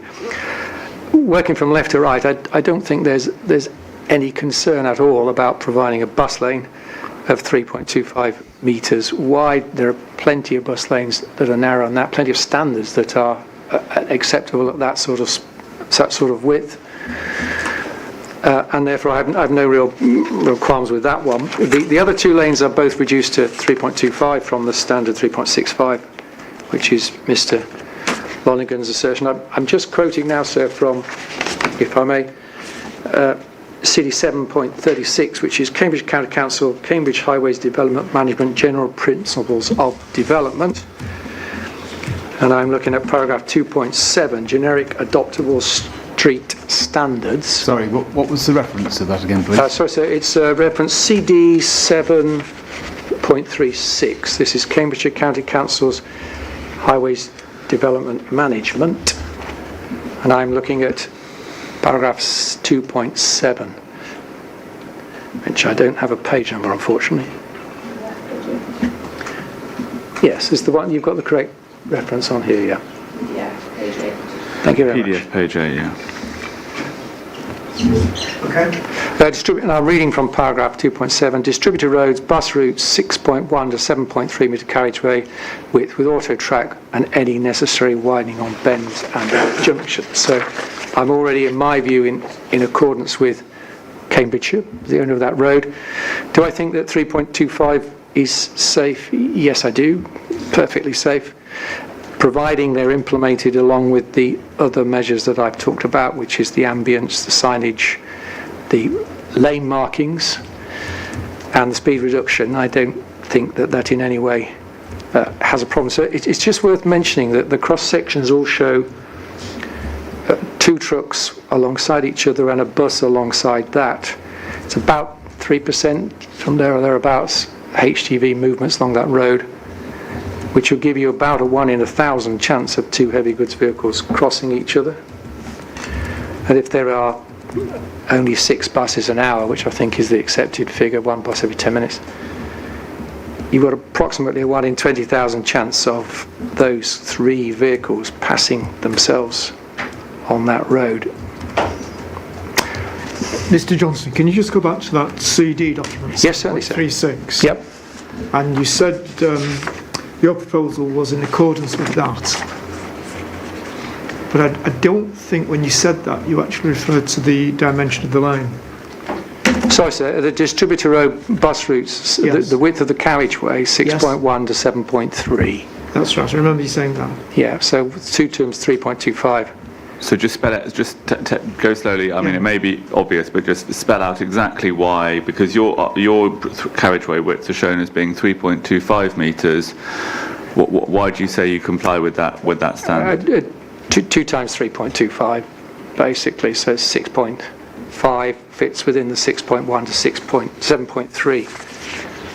And I've built plenty of distributor roads that are of that sort of standard. But again, it's deliberate. It's not because we can only fit in certain carriageway widths. It's deliberate to enforce the 40 mile an hour speed limits. It becomes a complete package and the whole thing sits alongside itself. Thank you. I now want to turn to the table of departures in Mr. Lonergan's rebuttal evidence. I think this is probably the most convenient way to deal with his specific concerns. So if I can ask you please to turn to page 34 of the rebuttal appendices.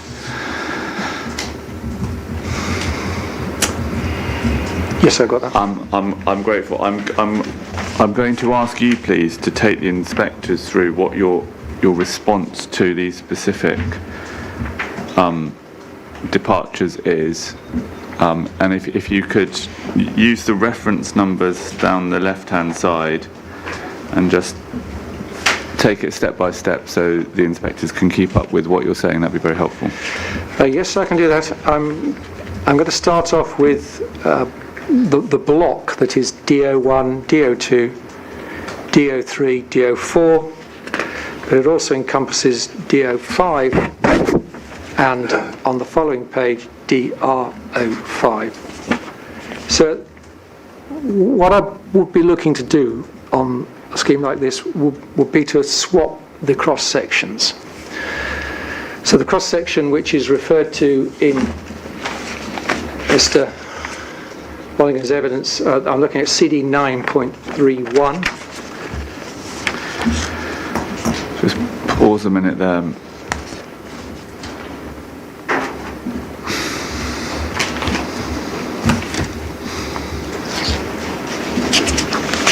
So did you say Mr. Lonergan's evidence? This is the. What document are you in? I'm in CD 9.31. So It's the CPPF Alternative Scheme Engineering Assessment. I'm not sure if it's expressly authored by Mr. Lonergan, but it's a WSP report. apologies for the confusion there, sir.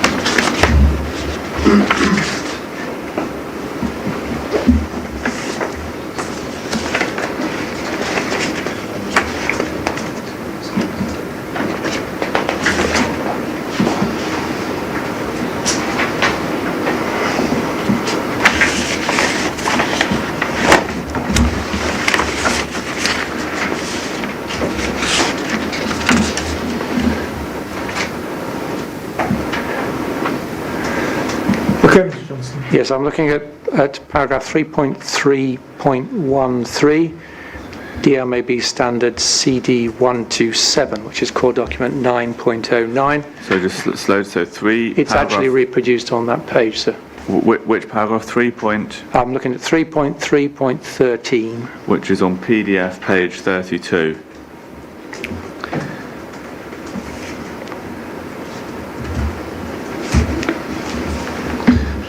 Yeah. So that is the standard cross-section for a rural or single carriageway road in accordance with CD 127. And the departures that relate to CD 127, which are departures DO1, DO2, DO3, DO4, refer to that cross-section, and that's provided in the WSP evidence. That's a rural cross-section, and the same code under the core document DMOB standard CD127 CD9-09 on the following page also has a single carriageway urban cross-section. The difference between the two basically is that there's no hard strips on those cross-sections, but I won't go into that at the moment. The point I'm trying to make is that those 4 departures all relate to the same cross-section. So they all relate to a departure from CD127, which is shown on paragraph 3.3.13. And the way that departures work is that is a single departure. You only need to make one application for discharging departures on a cross-section. If you varied the cross-section, it doesn't matter whether you vary 1 lane, 2 lanes, 3 lanes, 4 lanes, or remove the verges or anything else to do with that cross-section. I would simply be applying to put a different cross-section into that road than is currently covered by the standard CD 127 for a rural road. If you then follow on D005 and DRO5, which is on the following page, they relate to the footway widths in accordance with CD 143, and that's the same departure. The reason for that is departures have with them what's called a supporting standard. I'm going to actually get the wording right here, if I may. Secondary standard. So I would be applying to CD 127 for the departure in the cross-section. I would also be applying with the same departure to CD 143 to reduce the footway widths on that piece of road. So the point I'm trying to make, rather long-winded one, is that those 6 departures that Mr. Lonergan has dutifully put into the document are actually 1. You would make 1 submission for that. So the key departure is actually 1 submission and not 6 as have been labelled in there. The second thing is that we then go on to, that covers DO1 to DO4, DO5 on the first page. We've then got DRO1, DRO2, DRO3 and DRO4, which are either guidance or deviations from recommendations. I took this up with SES last year on the A453 and was advised that recommendations are, in their words, the designer's option. So I do not need departures, I do not need to consider those at all. Somebody with my level of experience, I'm sure there are plenty of other people out there with the same, would look at those and judge whether they needed them or not, or needed to consider them or not, and I simply don't believe I do in this instance. So from the first page onto the second page, we're actually 1 departure, currently 1 departure from standard covering the cross sections. DRO6 and DRO7 on the second page would follow the same logic. which leaves us with D06 to D13.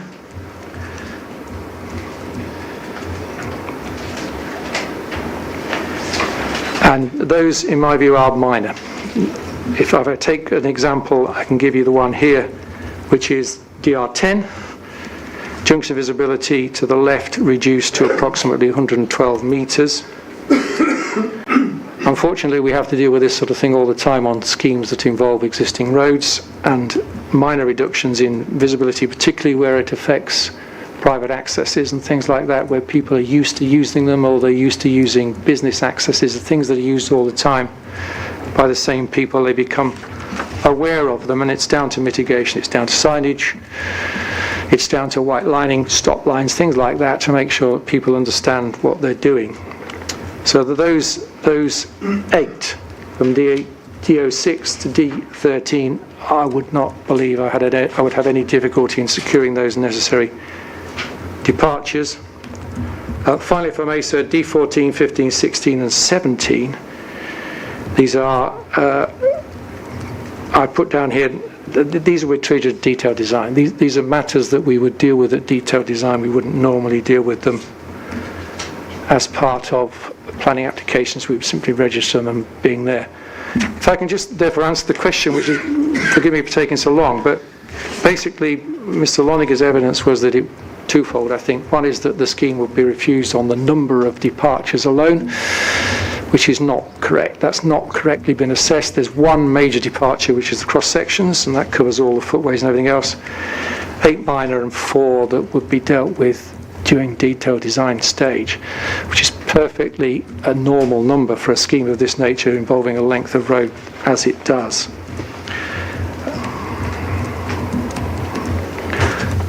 So that's basically my response to those departures. I think the other ones, just to finish off, if I may, just the other one was the no, okay, I think it's fine. Thank you. Now, moving on from safety, I want to look at construction feasibility with consequential timing and cost issues. If you can take up the cross sections again, and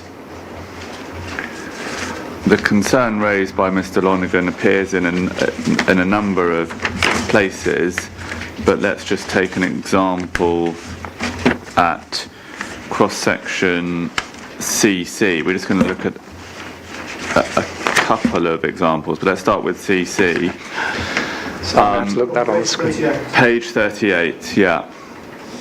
So we can see the concern raised by Mr. Lonergan was that to construct the CPPF alternative, in fact, you would need to extend the carriageway on the right-hand side of the drawing as we see it, which would then necessitate the removal of vegetation, the carriageway being built up into land beyond the highway boundary, so on and so forth. Now, with that general concern in mind, can you just please explain to the inspectors how you would propose that the CPPF alternative scheme is constructed? Would it need to be constructed as shown on these drawings? No, so I think the first assumption that I would make would be that we would reconstruct the road in its entirety. So we go for full depth construction from day one. The main reason for that is that it's a disruptive process, and we wouldn't want to see that process being repeated any time in the near future. So if you reconstruct the road in its entirety when you've got the opportunity, you are removing maintenance obligations for the local authority for somewhere between 15 and 25 years on that piece of carriageway. So you take the hit in one go, and in doing that you can then put the road back at pretty much whatever level you choose.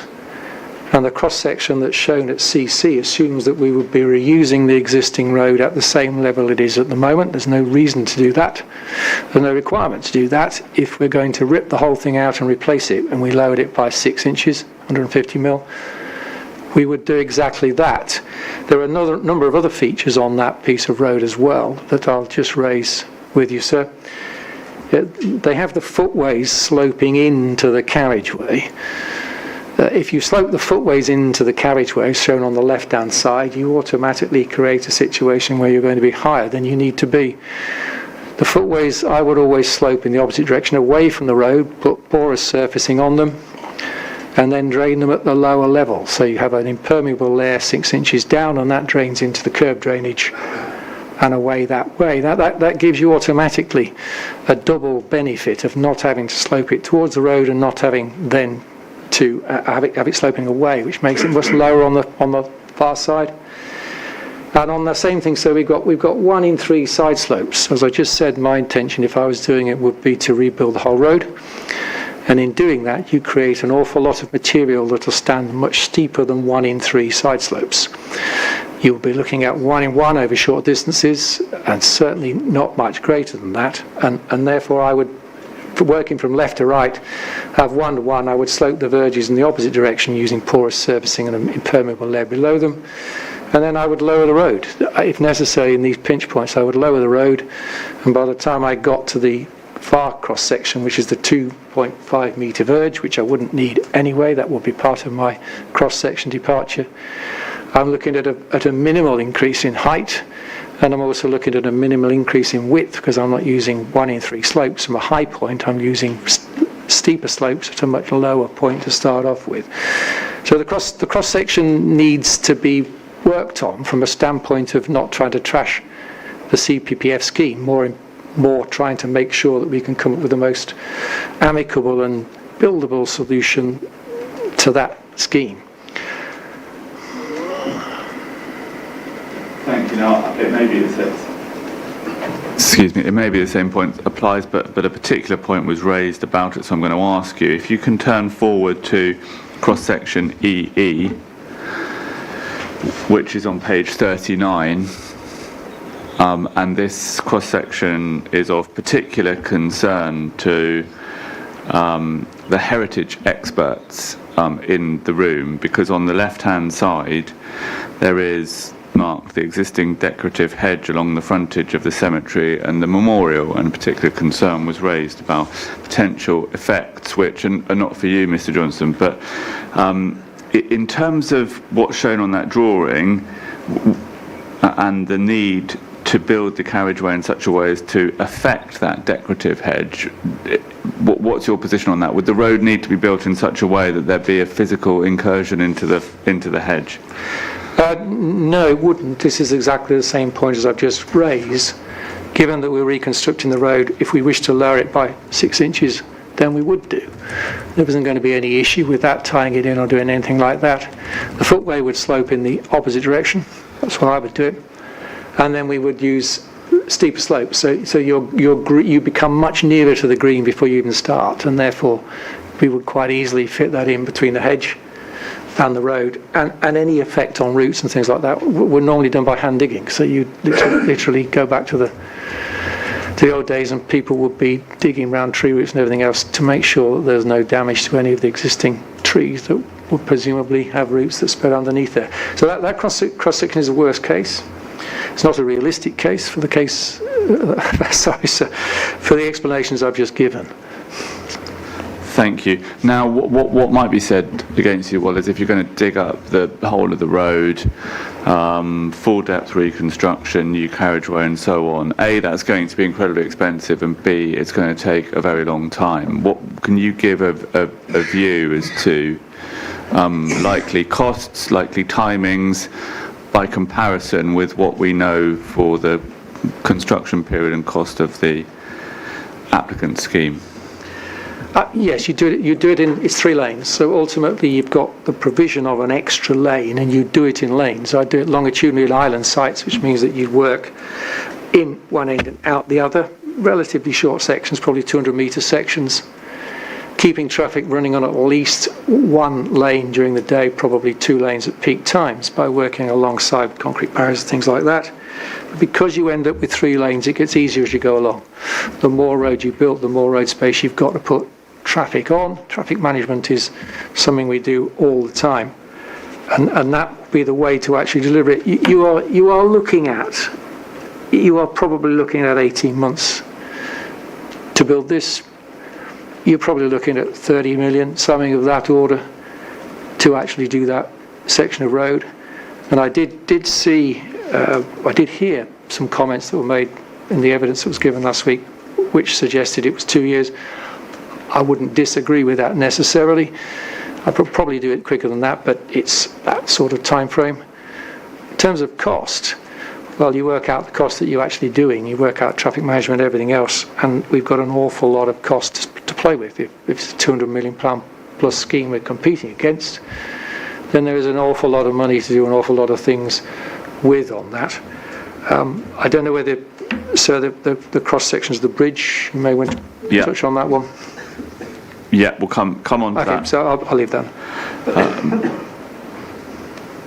Thank you. I mean, we obviously don't have any detailed costings for the CPPF alternative in front of the inquiry. Are you in, even in the absence of any specific costings, are you in any doubt as to the likely relative significance of the difference in cost between the applicant scheme and what it is likely to cost to rebuild, even on the full depth reconstruction that you're proposing? Are they look at it as full depth reconstruction? That's what it essentially is at the end of the day. You could never spend 100 million or figures like that on rebuilding that road, and plenty of roads are rebuilt all the time. They exceed their life. You've got to dig them up and replace them. It's that sort of scale. It's that sort of a road. You're providing footways, you're widening it a bit, but essentially it's a reconstruction of an existing road. Your traffic management, pain in the neck, but so be it. It is what it is at the end of the day. You're making sure that in doing it once, you don't have to do it again for 25 years or thereabouts, so you are going to save that on commuting maintenance sums over that period of time. You can't get to a bigger figure than that. It's simply not long enough. Thank you. Now, you mentioned the M11 bridge, so let's come to that as the final question. If you can turn then to cross-section HH in Mr.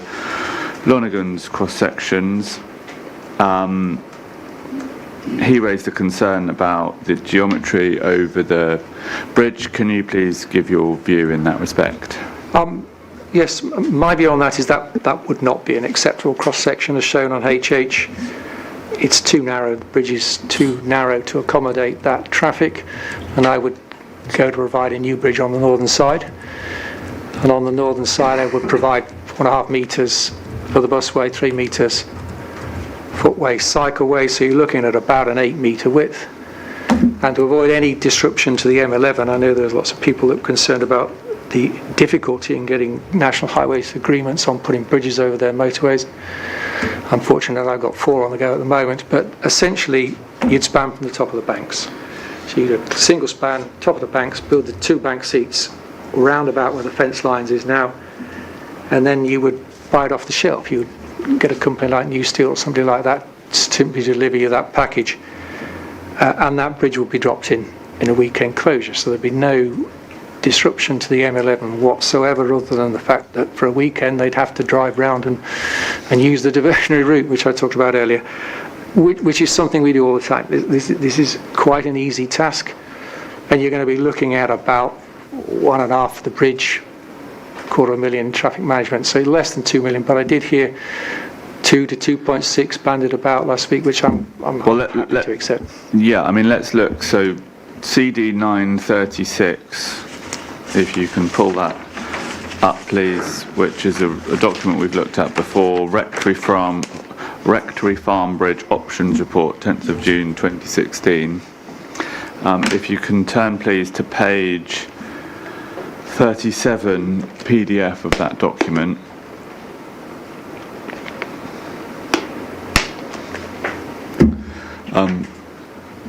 Just wait for everyone to catch up.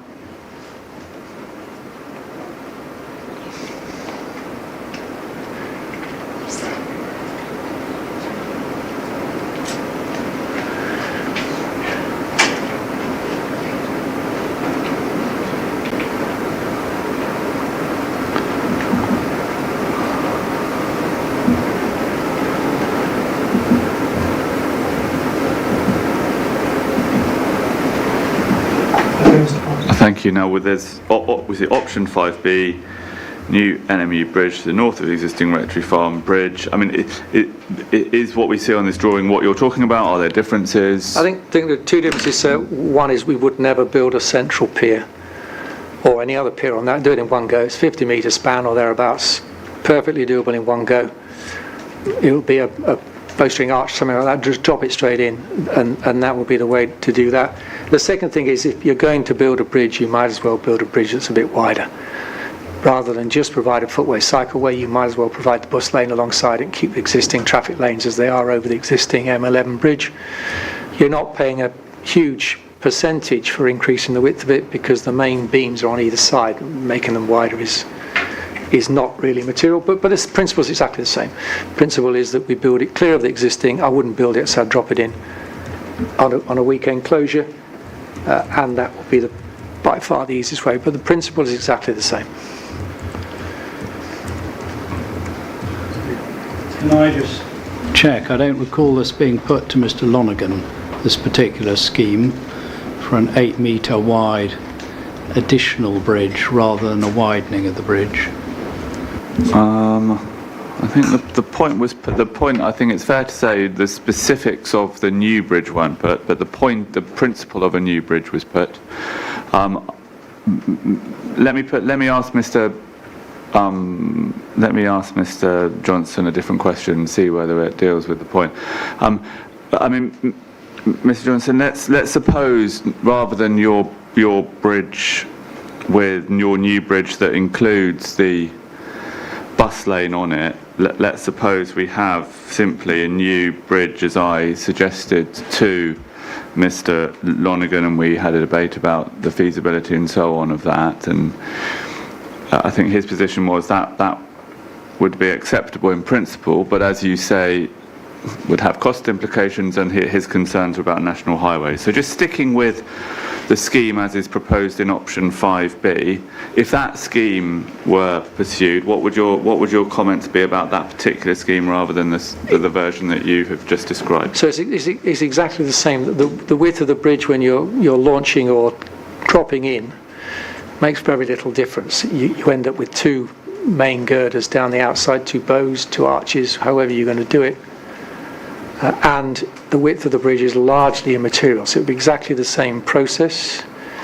You would drop it in, you would launch it, however you do it from one side, single span, and the width is almost immaterial to you. It doesn't make a massive difference to the cost either. As I say, the figures I saw or heard when I was here a couple of weeks back was in the range 2 to 2.6. It's a bit expensive, but I wouldn't argue with it at the end of the day. Thank you, Mr. Johnson. If Mr. Cambourne has any concerns at all, I'm very happy to be addressed on how those could be overcome. But other than that, those are all the questions I had for Mr. Johnson.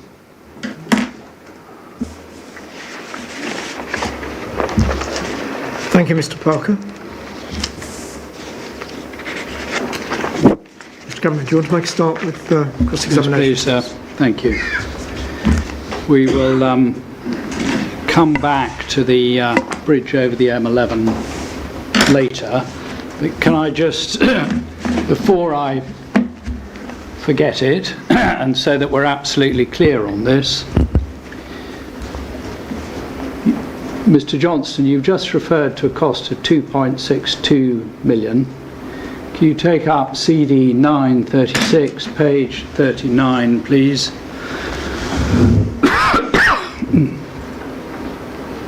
Do you have that? Yes, sir. That's option 5B. Now that's for a new pedestrian and cycle bridge adjacent to the existing bridge.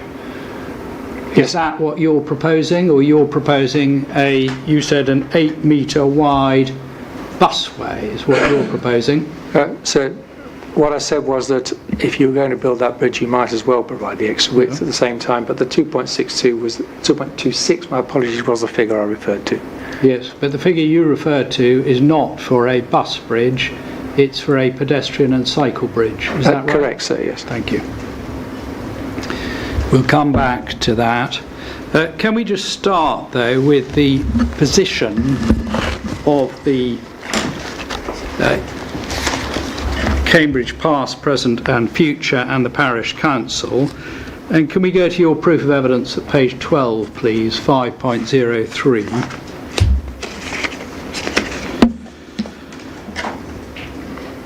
Yes, sir. And you say it must be stressed that both CPPF and CPC acknowledge the need, in principle, to improve accessibility in the Greater Cambridge region by the provision of a reliable public transport service between Cambourne and Cambridge. And that is the position of your clients, isn't it? To say yes. Good. So you acknowledge the need, in principle, to improve accessibility, and the way of doing it in this particular case is to provide a reliable public transport service between Cambourne and Cambridge. Yes, All sir. those agreed? Yes, sir. And that is why CPPF don't just say we oppose the scheme, they put forward an alternative because they acknowledge that there is a need to be met. Yes, sir. Good. Now, can I just check, when were you first instructed? I don't know, sir. This year. This year. Was it last year? I don't know. Mr. Johnston to answer the questions, but I think it's the parish council.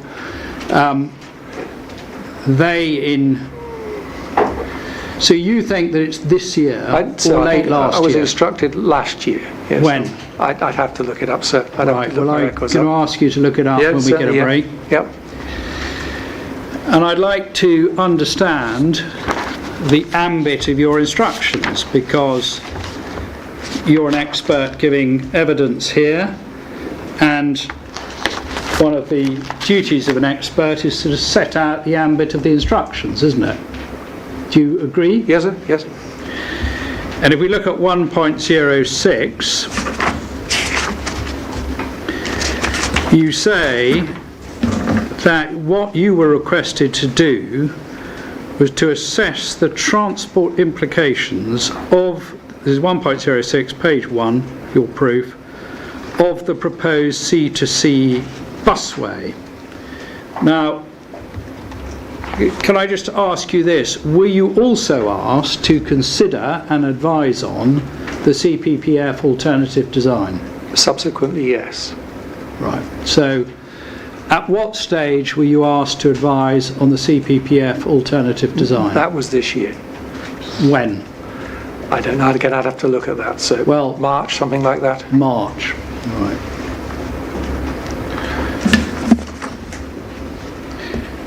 And can I ask you this? We're still on the general questions. How many schemes are you currently advising on where you are responsible for and lead on the production of an HM Treasury Green Book business case analysis submitted in order to secure public funds? 2. And which schemes are those? A14 Junction 10A, M1 Junction 24. And are you responsible for the business case analysis? I'm not responsible for all of it. I'm responsible for the documents that are submitted at the end of the day. Right. And are you responsible for the economic case analysis? Same answer. So that the documents go through me.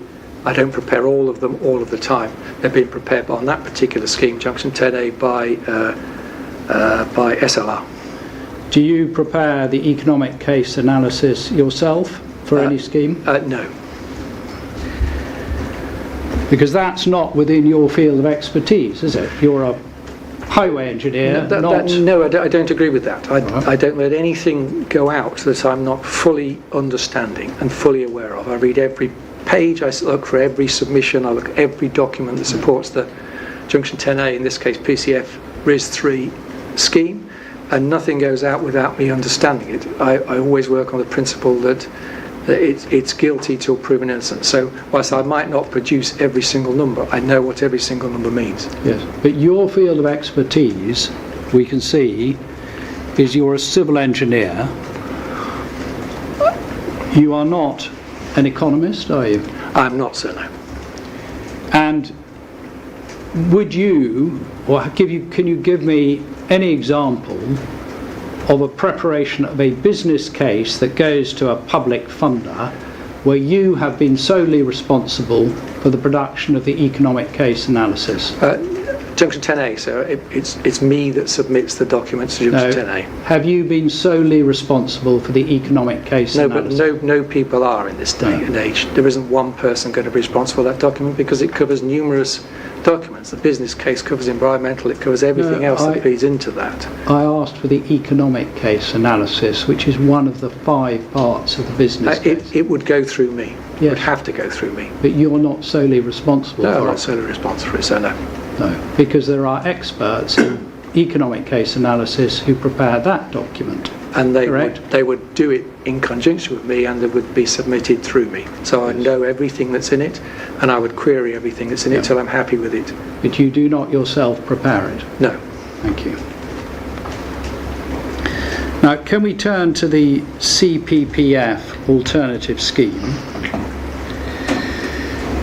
And I'm going to go into a bit of history, and that's why I was interested in when you were first instructed. Now, I'm going to go back to the 2017-2018 consultation before you were involved. Yes, sir. So, if you don't know when I ask you a question, please say so. Now, can we get up core document 10608, please?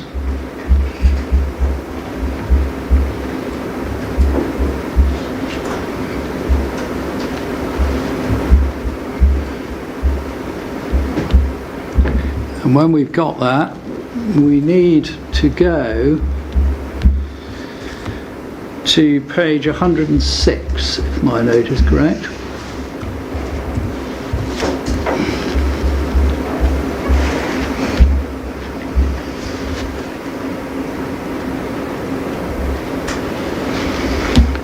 Say 106. I did say 106, and that is, it's 106 in the PDF, but it's 105 in the paper copy.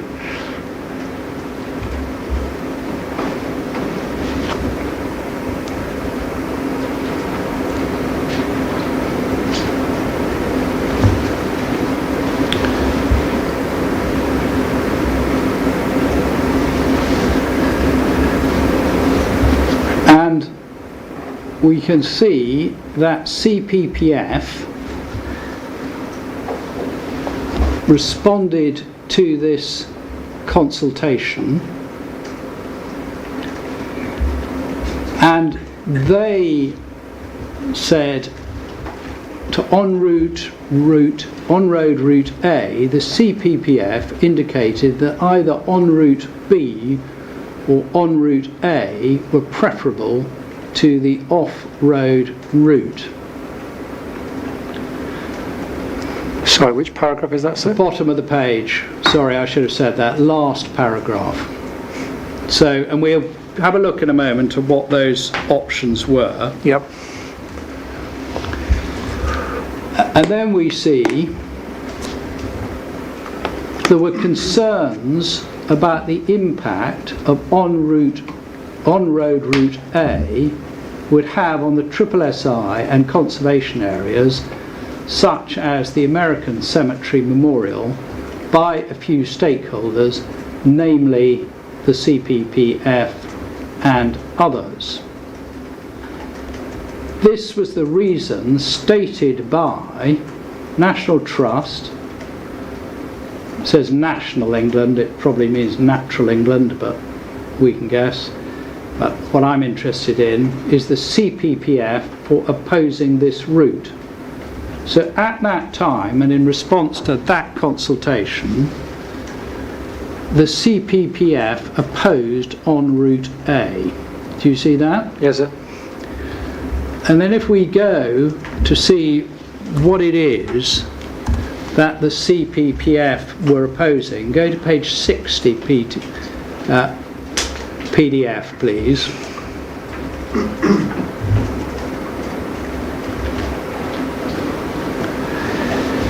And if you look at Route A on page 60, there's a box at the top left-hand corner, Route A, an on-road option which includes the introduction of a bus lane on Madingley Road between Madingley Mulch Roundabout and Lady Margaret Road.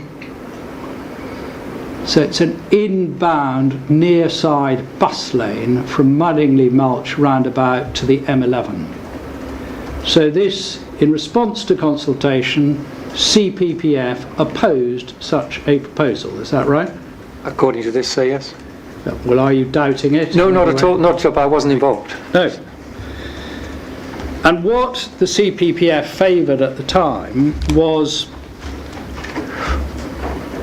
they opposed the off-road route, but they favoured Route B. They opposed Route A. Route B, if you go to page 61, that is a central tidal bus lane.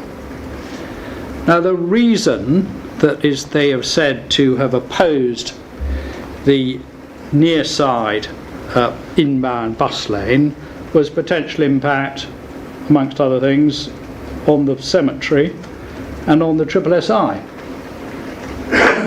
Correct? Correct, sir? Yeah. The scheme they now propose is an inbound near side bus lane, which was in a... So they've changed their position. They must have done, yeah. Well, they have. They have, yes. And then if we carry on in the history, and we're not going to go through all of it, because I'm more interested only asking you about your involvement. I can ask Mr. Lee about some of these points. Yeah, I mean, I was going to say the background to it is not within the scope of Mr. Johnston's evidence. It's given by others, so to be fair to Mr. Johnson, these questions are probably better put to those witnesses. We're just going through the history. We're now going to go to the September 2024 report, and I haven't had absolute clarity on when Mr. Johnson was instructed. But so I'm just going to go to this, and this is CD 709. So this is Mr. Lee's work, not yours, Mr. Johnston. Do you have that, CD 709? Just coming up, so yeah. Good. Yep. And so this is September 2024. So can I ask you this, were you instructed at the time that this report was prepared? I don't know, so I'd have to check. Well, I'd like to know, please. Yes, no problem. I can look it up, but I can't look it up from here. I need my iPad to talk to the office, so. But this is important because if you go to page 3, inbound bus lane, central, and this is at the bottom of the page, B1, central bus lane. This section can accommodate a central inbound bus lane with relatively low environmental and visual impact. The bus lane can incorporate right turn filter pockets, including at the end for the Cromley Business Park. There is space within the existing highway boundary to widen the road to the north without impacting the non-motorised users' path or people's homes to the south. So September 2024, we don't know whether you were instructed or not. I would have been instructed for the traffic side of it. I wouldn't have been instructed for the geometry side of it. So you were instructed at the time? I would have been. I'll check the dates for you. I would have been for the traffic side of it, yes, which was the modelling. The traffic, the modelling, but not the geometry? I don't think so, no. I'll check it for you. No. Well, if you were instructed at the time, were you asked to advise on the safety of a central bus lane? Not at that time, so no. Right, not at that time. Were you at any time asked to advise on the safety? Yeah, I would have been, yes. Well, I'm not interested in the would have been, Yes. whether you were or you weren't. I was instructed to advise subsequently on how to deliver a bus lane down that corridor, but not at that time. So on the central bus lane, not asked to advise in September 24, but we know that by April 2025, when you were instructed, we know that you were definitely instructed by April 25, the scheme has changed back to or not back, it's changed to a near side inbound bus Yes, lane. that's right, yes. Was that as a result of your advice? Yes. Did you consider the central inbound bus lane to be unsafe? Yes.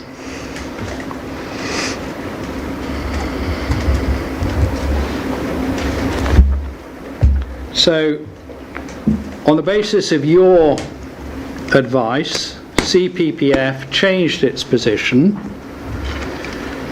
and April 25 we had a near side bus lane. Did you at that stage have the civilistics or any other drawings? No. Because they're dated July 2025, That's right. aren't Yes. they? They're based on the process that's described in my evidence. So we know you consider that the September 2024 proposal was unsafe. April 25 we have a near side bus lane, but that was not based on any engineering drawings at all, was it? No, sir, at that point in time it wasn't. The engineering drawings were under preparation, which will be the dates on the drawings as they are at the moment. They're based on my knowledge of the corridor, basically. So no reliance can be placed on the April scheme because it wasn't informed by engineering drawings. Sorry, I've missed the point, Yeah.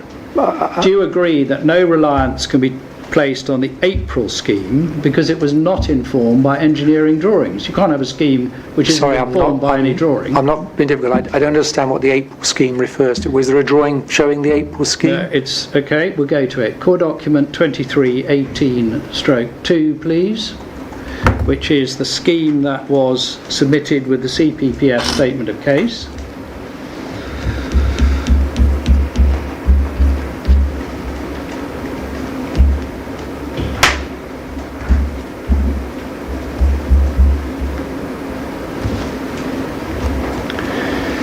And this is Mr. Lee, so I can ask him about it. It's April 2025, alternative in-highway proposal for high-quality Cambourne to Cambridge public transport scheme.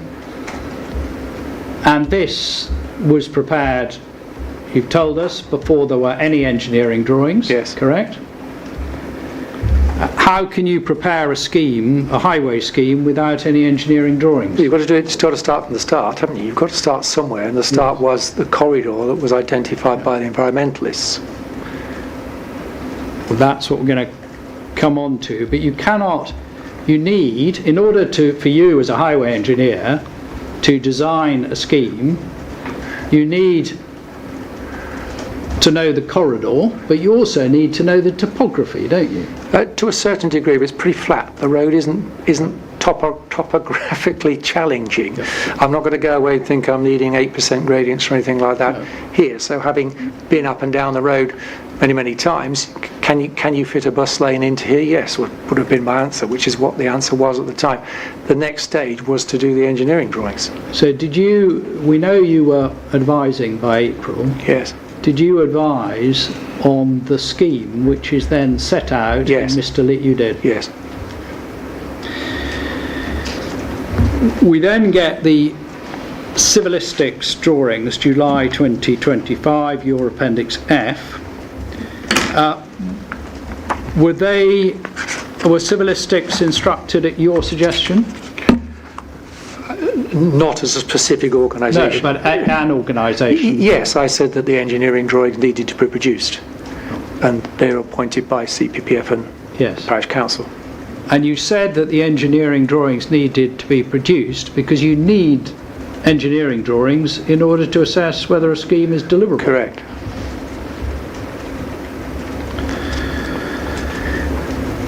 And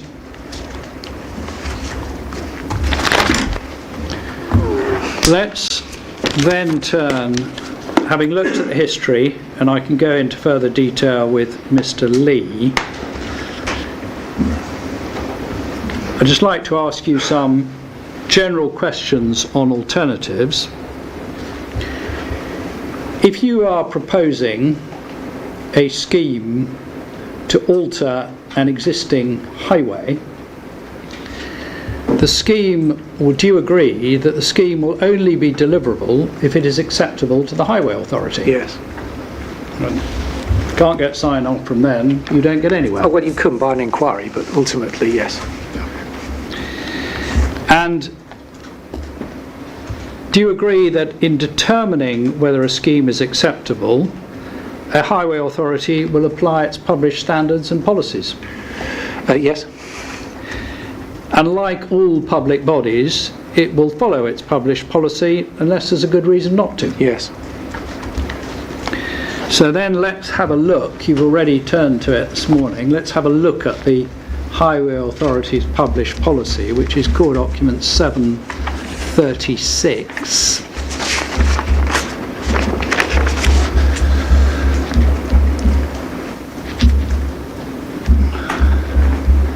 And if we can start, please, at paragraph 1.1, which is on page 3.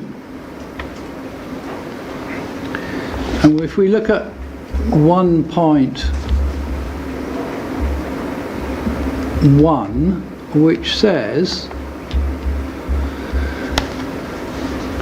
these guidelines have been produced by Cambridgeshire County Council as local highway authority to set out requirements to applicants, developers, their agents and local authority officers in relation to new highway, access and adoptable infrastructure across Cambridgeshire. So this is the document which provides the guidelines, which informs both the local highway authority and those promoting development or other changes. Is that right? Yes. And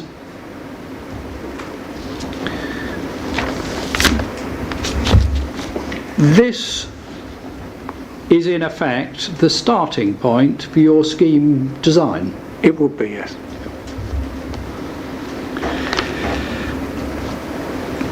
And if we look at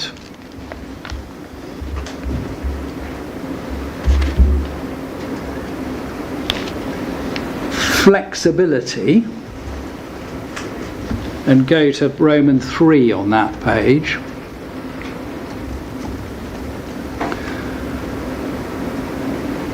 whilst setting out the principles and requirements of the Highway Authority in respect of new or altered development access proposals, this document is neither prescriptive nor exhaustive.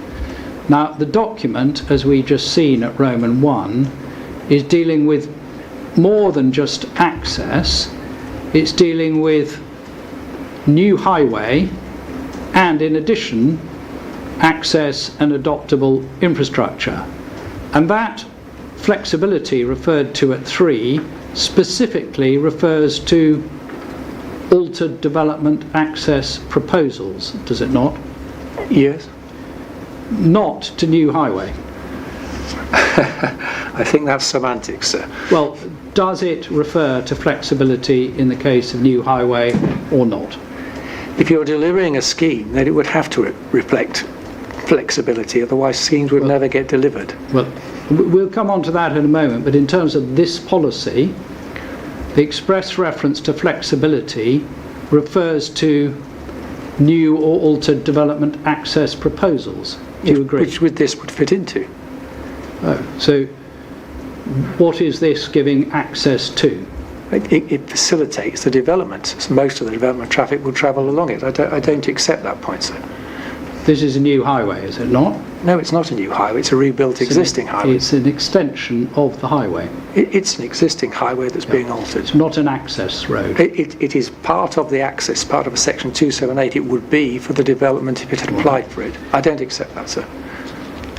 Well, let's just have a look at what type of road this is then, shall we? So, if we go to 2.3 on page 7, major junction and highway link design. Well, we know it's not a major junction we're talking about, but we are talking about highway link design, aren't we? Yes. And we're looking at, and that shall accord with the principles of the Department for Transport Design Manual for Roads and Bridges, suite of documents in relation to major junctions, so on and so forth, or strategic links between such junctions. Now here, this road is a link between a roundabout at Madingley Mulch and a junction with the M11 as you go into Cambridge, isn't it? Yes. So it's a strategic link. Yes. Good.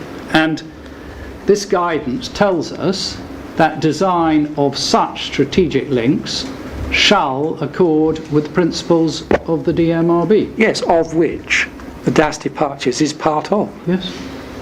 So when you say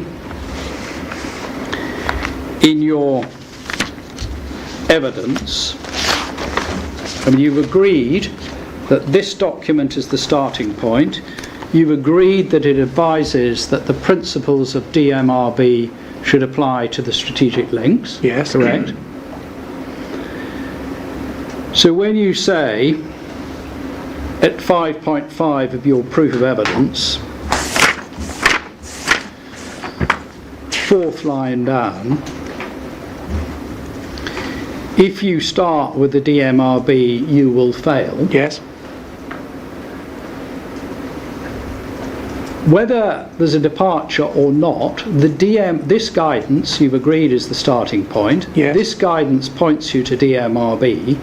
So the starting point is DMRB. No, I disagree with that. As I say in my evidence, if you start off with that, you would never deliver any scheme that affects an existing road. Well, The starting point is, as I spell out in my evidence, which is you start off with what you can fit in, with what you need, you then work back to the DMRB to see whether you comply with it. If you don't, you have to work out the departures that you need to make it comply and decide whether you think that's an acceptable approach. Departures are part of the DMRB. They're not an overriding set of standards that apply to every scheme. Mr. Johnson, let's just investigate this. You agree that the guidance from the Highway Authority is the starting point? Yes. The Highway Authority say for this type of road, the design shall accord with the principles of the DMRB. Yes. So whether one describes it as the starting point or not, if you're going to accord with policy, you have to consider, when you're designing the link, you have to consider the principles set out in DMRB. Can we agree that? You do. Thank you. And so where we disagree is your approach is to design the road and then see whether it fits in with DMRB. Yes. That's your approach. Yes. Whereas what the policy says is that the design shall accord with the principles. Yes, and providing that the departures are acceptable at the end of the day, it still would. This is a different approach. This is why it is important to start from a different approach and not blindly apply DMRB. But sorry, I interrupted you. Carry on. Sorry, this is the whole point of it. If you start off with the scheme that you can fit in and accommodates everything environmentally, and that when you produce the drawings complies with the DMRB, then you've ticked the boxes. That's fine. If you then decide that there are a number of departures you need and you're awarded those departures, that still complies with the DMRB, This is what I get all of the time. You cannot start with a DMRB in this sort of situation and end up with a scheme that is acceptable. How would you know what you want for departure? So, well, I can't get that bend in because it hits this. Well, why didn't you start off with the bend that you could get in and then see whether that complies with the DMRB? We'll have to disagree on that. So I don't accept that at all. This is a philosophical difference. It is a philosophical. It's an approach to design that delivers schemes. Yeah. So your approach is you design it and then see whether it accords with the policy. But if you read what the Cambridgeshire County Council say, is it the principles that the DMRB is the starting point? We're going round in circles here. Well, do you mind answering the question? I don't accept that because the departures process is part of the DMRB. It's not something separate. It's part of it. No. But if you depart from something, you start off saying, what does the standard ask you to do? And then you say, is it justified to depart from that standard in this instance? That's correct. Good. So we've agreed that you start with it and then you ask, is the departure justified? That's not what I said. Well, that's you just said. No. That's not at all what I said. What I said was, is you start with what you can fit in and what you can accommodate. You then check it against the standards and you see how far you are adrift. Sometimes you might have to adjust your design to make sure that it's more compliant. Sometimes you think, I'm happy that I can succeed with a departure on that and still make it DMRB compliant. I think we've got the differing views on this. I think absolutely. Okay. Now, if one, give me a moment.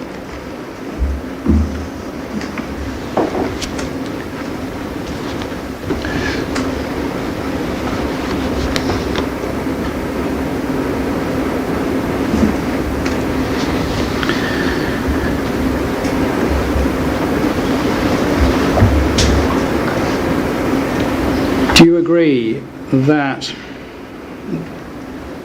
noting the difference on whether you apply it before or afterwards, starting point or afterwards, as a chartered engineer designing a road scheme, you would err if you didn't have regard to the relevant highway authority guidance in relation to the design of roads? Do you agree with that? I didn't understand the question, so I said... Right, well, I'll put it again. If you're a civil engineer, Yes. considering design of a road, you would fall into error if you did not have regard to, you did not look at, consider and apply the relevant local highway authority guidance. Yes. Now, can I just ask you, when instructions were given to civilistics, who gave them the instructions? Was that you or somebody at CPPF? Combination of both, sir. So my instructions were to fit within the fit within the corridor that had been defined by the environmentalists, and then see what we got, see what departures we needed, see what problems we had, see where we had to adjust the design to reduce the number of departures and increase the compliance with DMRB. Or what we felt we could live with on departure. So I instructed the lane widths. I said, we'll go for these lane widths because I believe I can achieve those lane widths. What does that show us? What does that give us? So it was you who gave the lane widths to civilistics? Yes. And did you give the other dimensions to civilistics, such as, so it's lane widths, there's also a question of a hard strip between Yes, I removed lanes. the hard strip. You removed it? Yep. And that was your decision? Yes.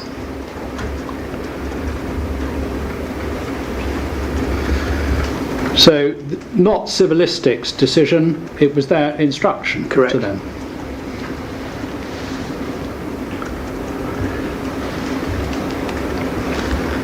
Now,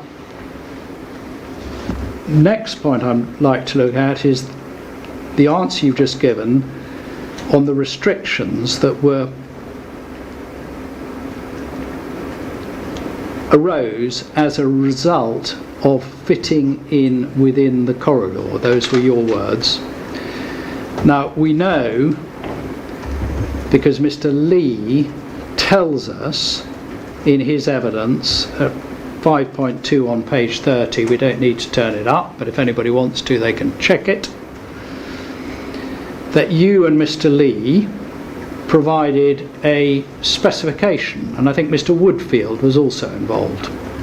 Yes.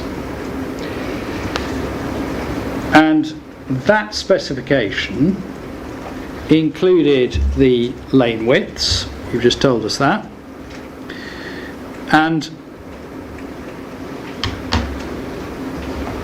what I'd like to understand is what were the constraints which form the basis of your instructions, because you're not an environmentalist, as you put it. You weren't the one who decided we can't go into the American Military Cemetery, or we can't go into the SSI, yes, or we can't go too far on the south.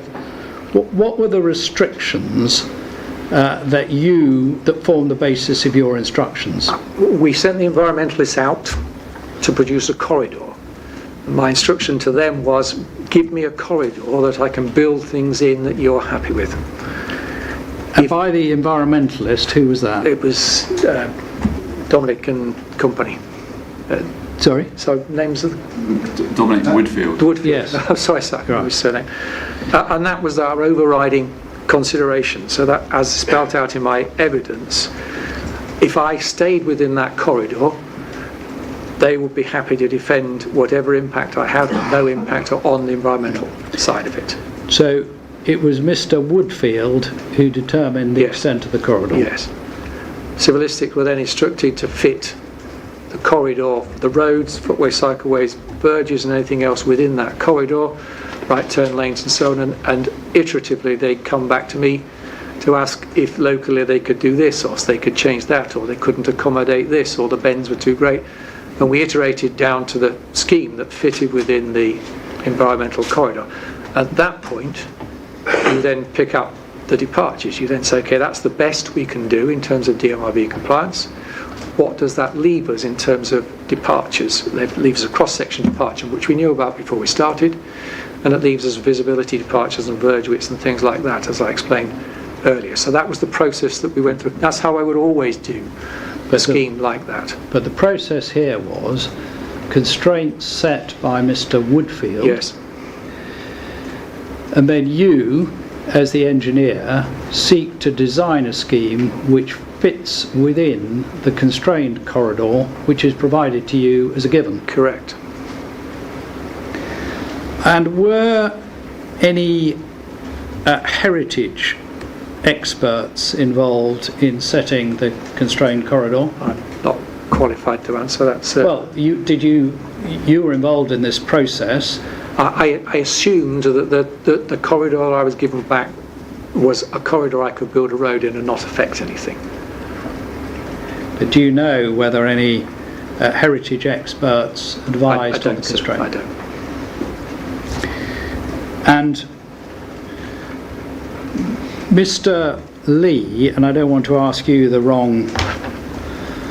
be the wrong person to answer these questions, but he refers to Active Travel England's specification for a 40-mile-an-hour speed limit road. Is that something that you're familiar with? No, that's something for Mr. Lee, sir. Not your bag.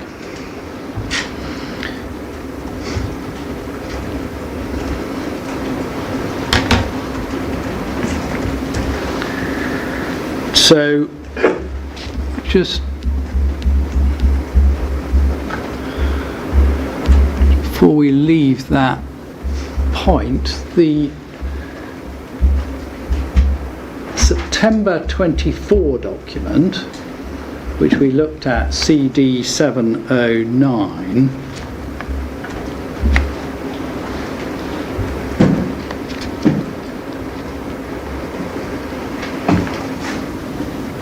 no, we won't.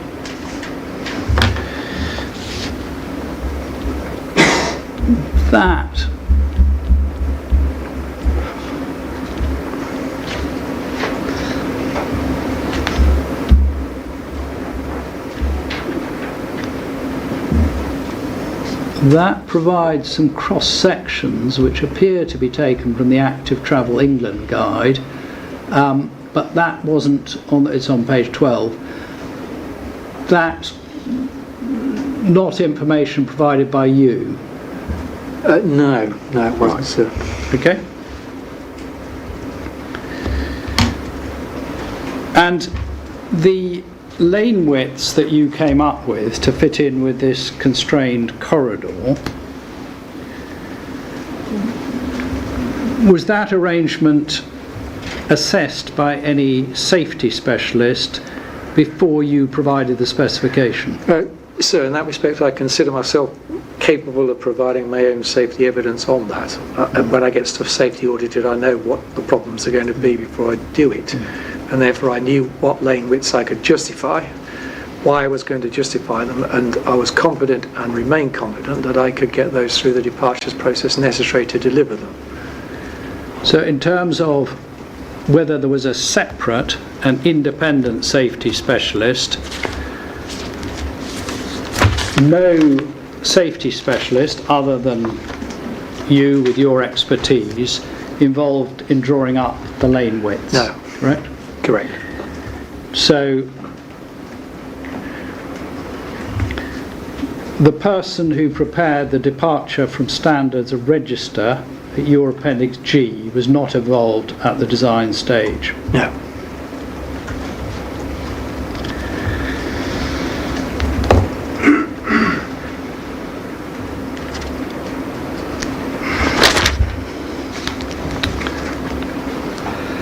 Now, in terms of your assumption that the works can be accommodated within the existing highway boundary, that's based upon your specifications and your lane widths, isn't it? It is. That's why Yes. you've come up with them. Yes.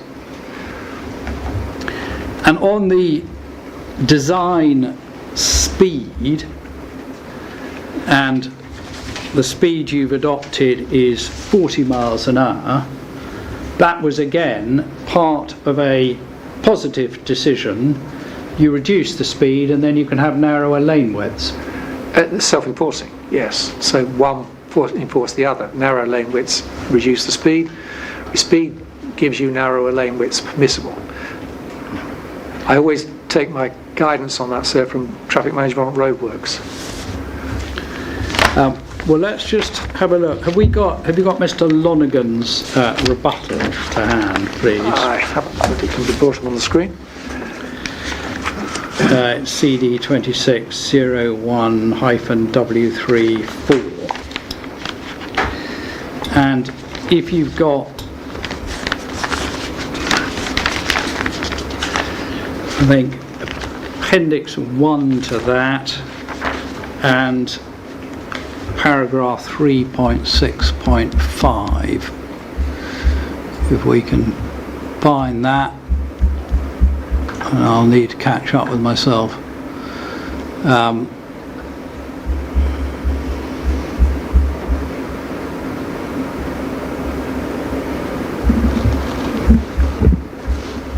Sorry, can you just repeat your reference? Yes, it should be Appendix 1 to Mr. Lonergan's rebuttal, which probably isn't that document number that I gave.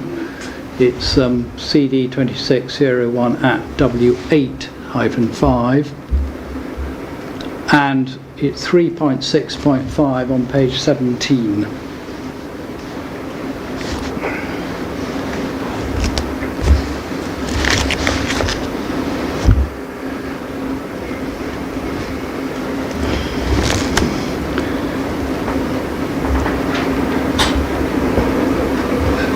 Have you got that, Mr. Johnson? Yes. Do you agree with what Mr. Lonergan says there? That Setting local speed limits should Yes. be evidence-based. yes. I would contend that the speed on the road is nowhere near 50 now, and therefore me reducing it to 40 is going to make very little difference to those likelihoods. I asked you about the principles. Do you agree with the principles set out? That's self-enforcing, yes, definitely. Well, there's a list of them. Increased driver frustration, unsafe overtaking. Why would you overtake on that road anyway? There shouldn't be provisions for I'm not overtaking on asking those. about application. I'm asking you about the principles that when there is DFT guidance on setting local speed limits. Yes. And they should be evidence-based, self-explaining and aligned with drivers' perception of a safe speed. First of all, can we agree that that is an appropriate approach? Yes. They should also promote self-compliance. Yes. Introducing an inappropriately low speed limit on a rural all-purpose road can have several negative consequences. And then there's a list of them, and they're in bullet points. If you... we come on to whether it's appropriate or not, but just in terms of principle, you can't just put a sign up saying X miles an hour. No, of course you have you to can't. look at the road. Yes, you do. It's just principle. Yes, that's it's right. about as simple as that. Yes, yes. And therefore it would be inappropriate to seek to constrain speed to a particular limit as part of an instruction before the road itself has been considered. You have to consider the road. You do so, yes. Yeah, good. And what you've done here is you've specified the lower speed limit because it affects the design. And if we go to your proof of evidence, we can see the specifications that you gave. And this is 5.06, page 13. Based on this, and that's Mr. Woodfield's constraints, the brief was given. And if you look at 3, civilistics, so it's Roman 3 in the middle of page 14, halfway down. Sorry, so wrong page, yeah, carry on. Yep, page 14, Roman 3. Civilistics was therefore asked to base the larger part of their design on a 40 mile an hour maximum operation from the outset, Yes. which would be self-enforcing through the use of urbanisation and the removal of car-based features such as right turn, so-called pocket refuges where safe to do so. Yes. So this is what they were told. They were then told that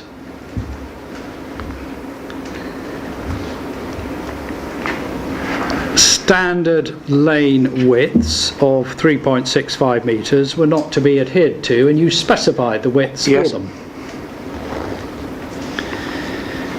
And you also specified, if we go to Roman 5, again about halfway down, civilistics were therefore instructed to maintain a non-segregated provision of 3 metres as the minimum, falling to 2 metres where local pinch points such as individual trees had been identified for retention. Yes. So again, narrower lane widths, Yes. correct? Yes, correct. Now, at that point, when civilistics were asked to carry out this work, had you commissioned a topographical survey of the road itself? Yes, we had. And is that in the evidence? That's part of our plan, yes. The topographical, what we're talking about this morning, the topographical barriers, sorry. It's the barriers at the side, Yeah, the top- rather than the whether there's a curve in the road or whether the Would land have falls been a away. topographical survey, would have picked up everything that we needed to pick up all the time, and be amalgamated where it missed out with OS, so it would have been. Yeah. And have you provided for your scheme cross sections? We hadn't at that time. When you say at that time, have you provided them at all? I don't know, have we? Anybody? In which case, no, sir. You haven't. So the only cross sections are those produced by Mr. Lonergan. Correct. And is there any dispute about the accuracy of the cross sections? I appreciate there's a dispute about the need for at the side of the road for a build-up, but is there any dispute about the accuracy of the cross Only with respect to the highway boundary, which we were talking about earlier. But otherwise, I wouldn't have any reason to doubt it, no, sir. Well, and you don't produce any alternative, do you? We didn't have the time. No. No. And so let's just turn, if we can, to the consequences of the constraints that were imposed. And so can we just take up where we went this morning, Mr. Lonergan's rebuttal. So these are his rebuttal appendix 1, page 34, and this is the schedule of departures.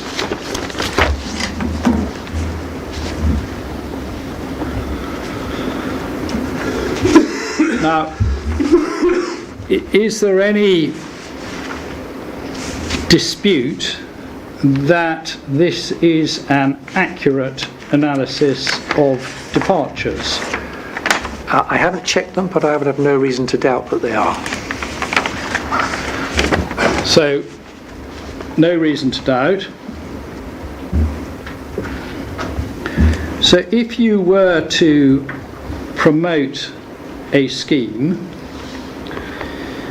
you would have to go to the local highway authority and persuade them to accept these departures. Yes.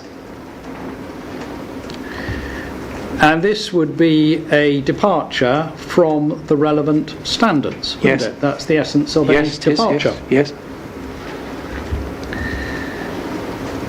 And if you look at the first 4 departures, whether they're taken as one or not, you have non-provision of 1 metre of hard strips, Yes. and that's as a result of your specification, isn't Yes, it is, yes. it? And the lane widths, substandard, and Yes. that's westbound and eastbound. Correct, yes. And substandard verge widths. Yes, that's correct, yes. And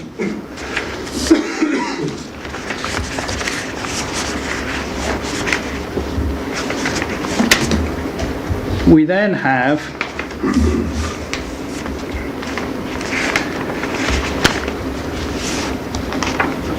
the other departures, some of which, the visibility displays, are dependent on speed, aren't they?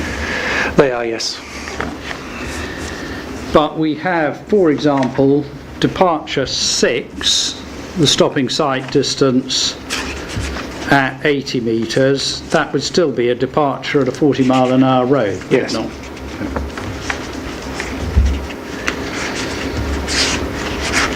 Now let's, if we can, consider the consequences of these departures, because that's what a local highway authority would have to do.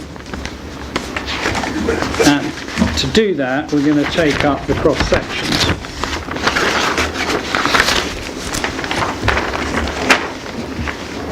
Mr. Cameron, I'll be looking for a break fairly soon, so Well, this might be a good time before we get on Before to we the get on to cross sections. Yes, I because wasn't quite sure how long.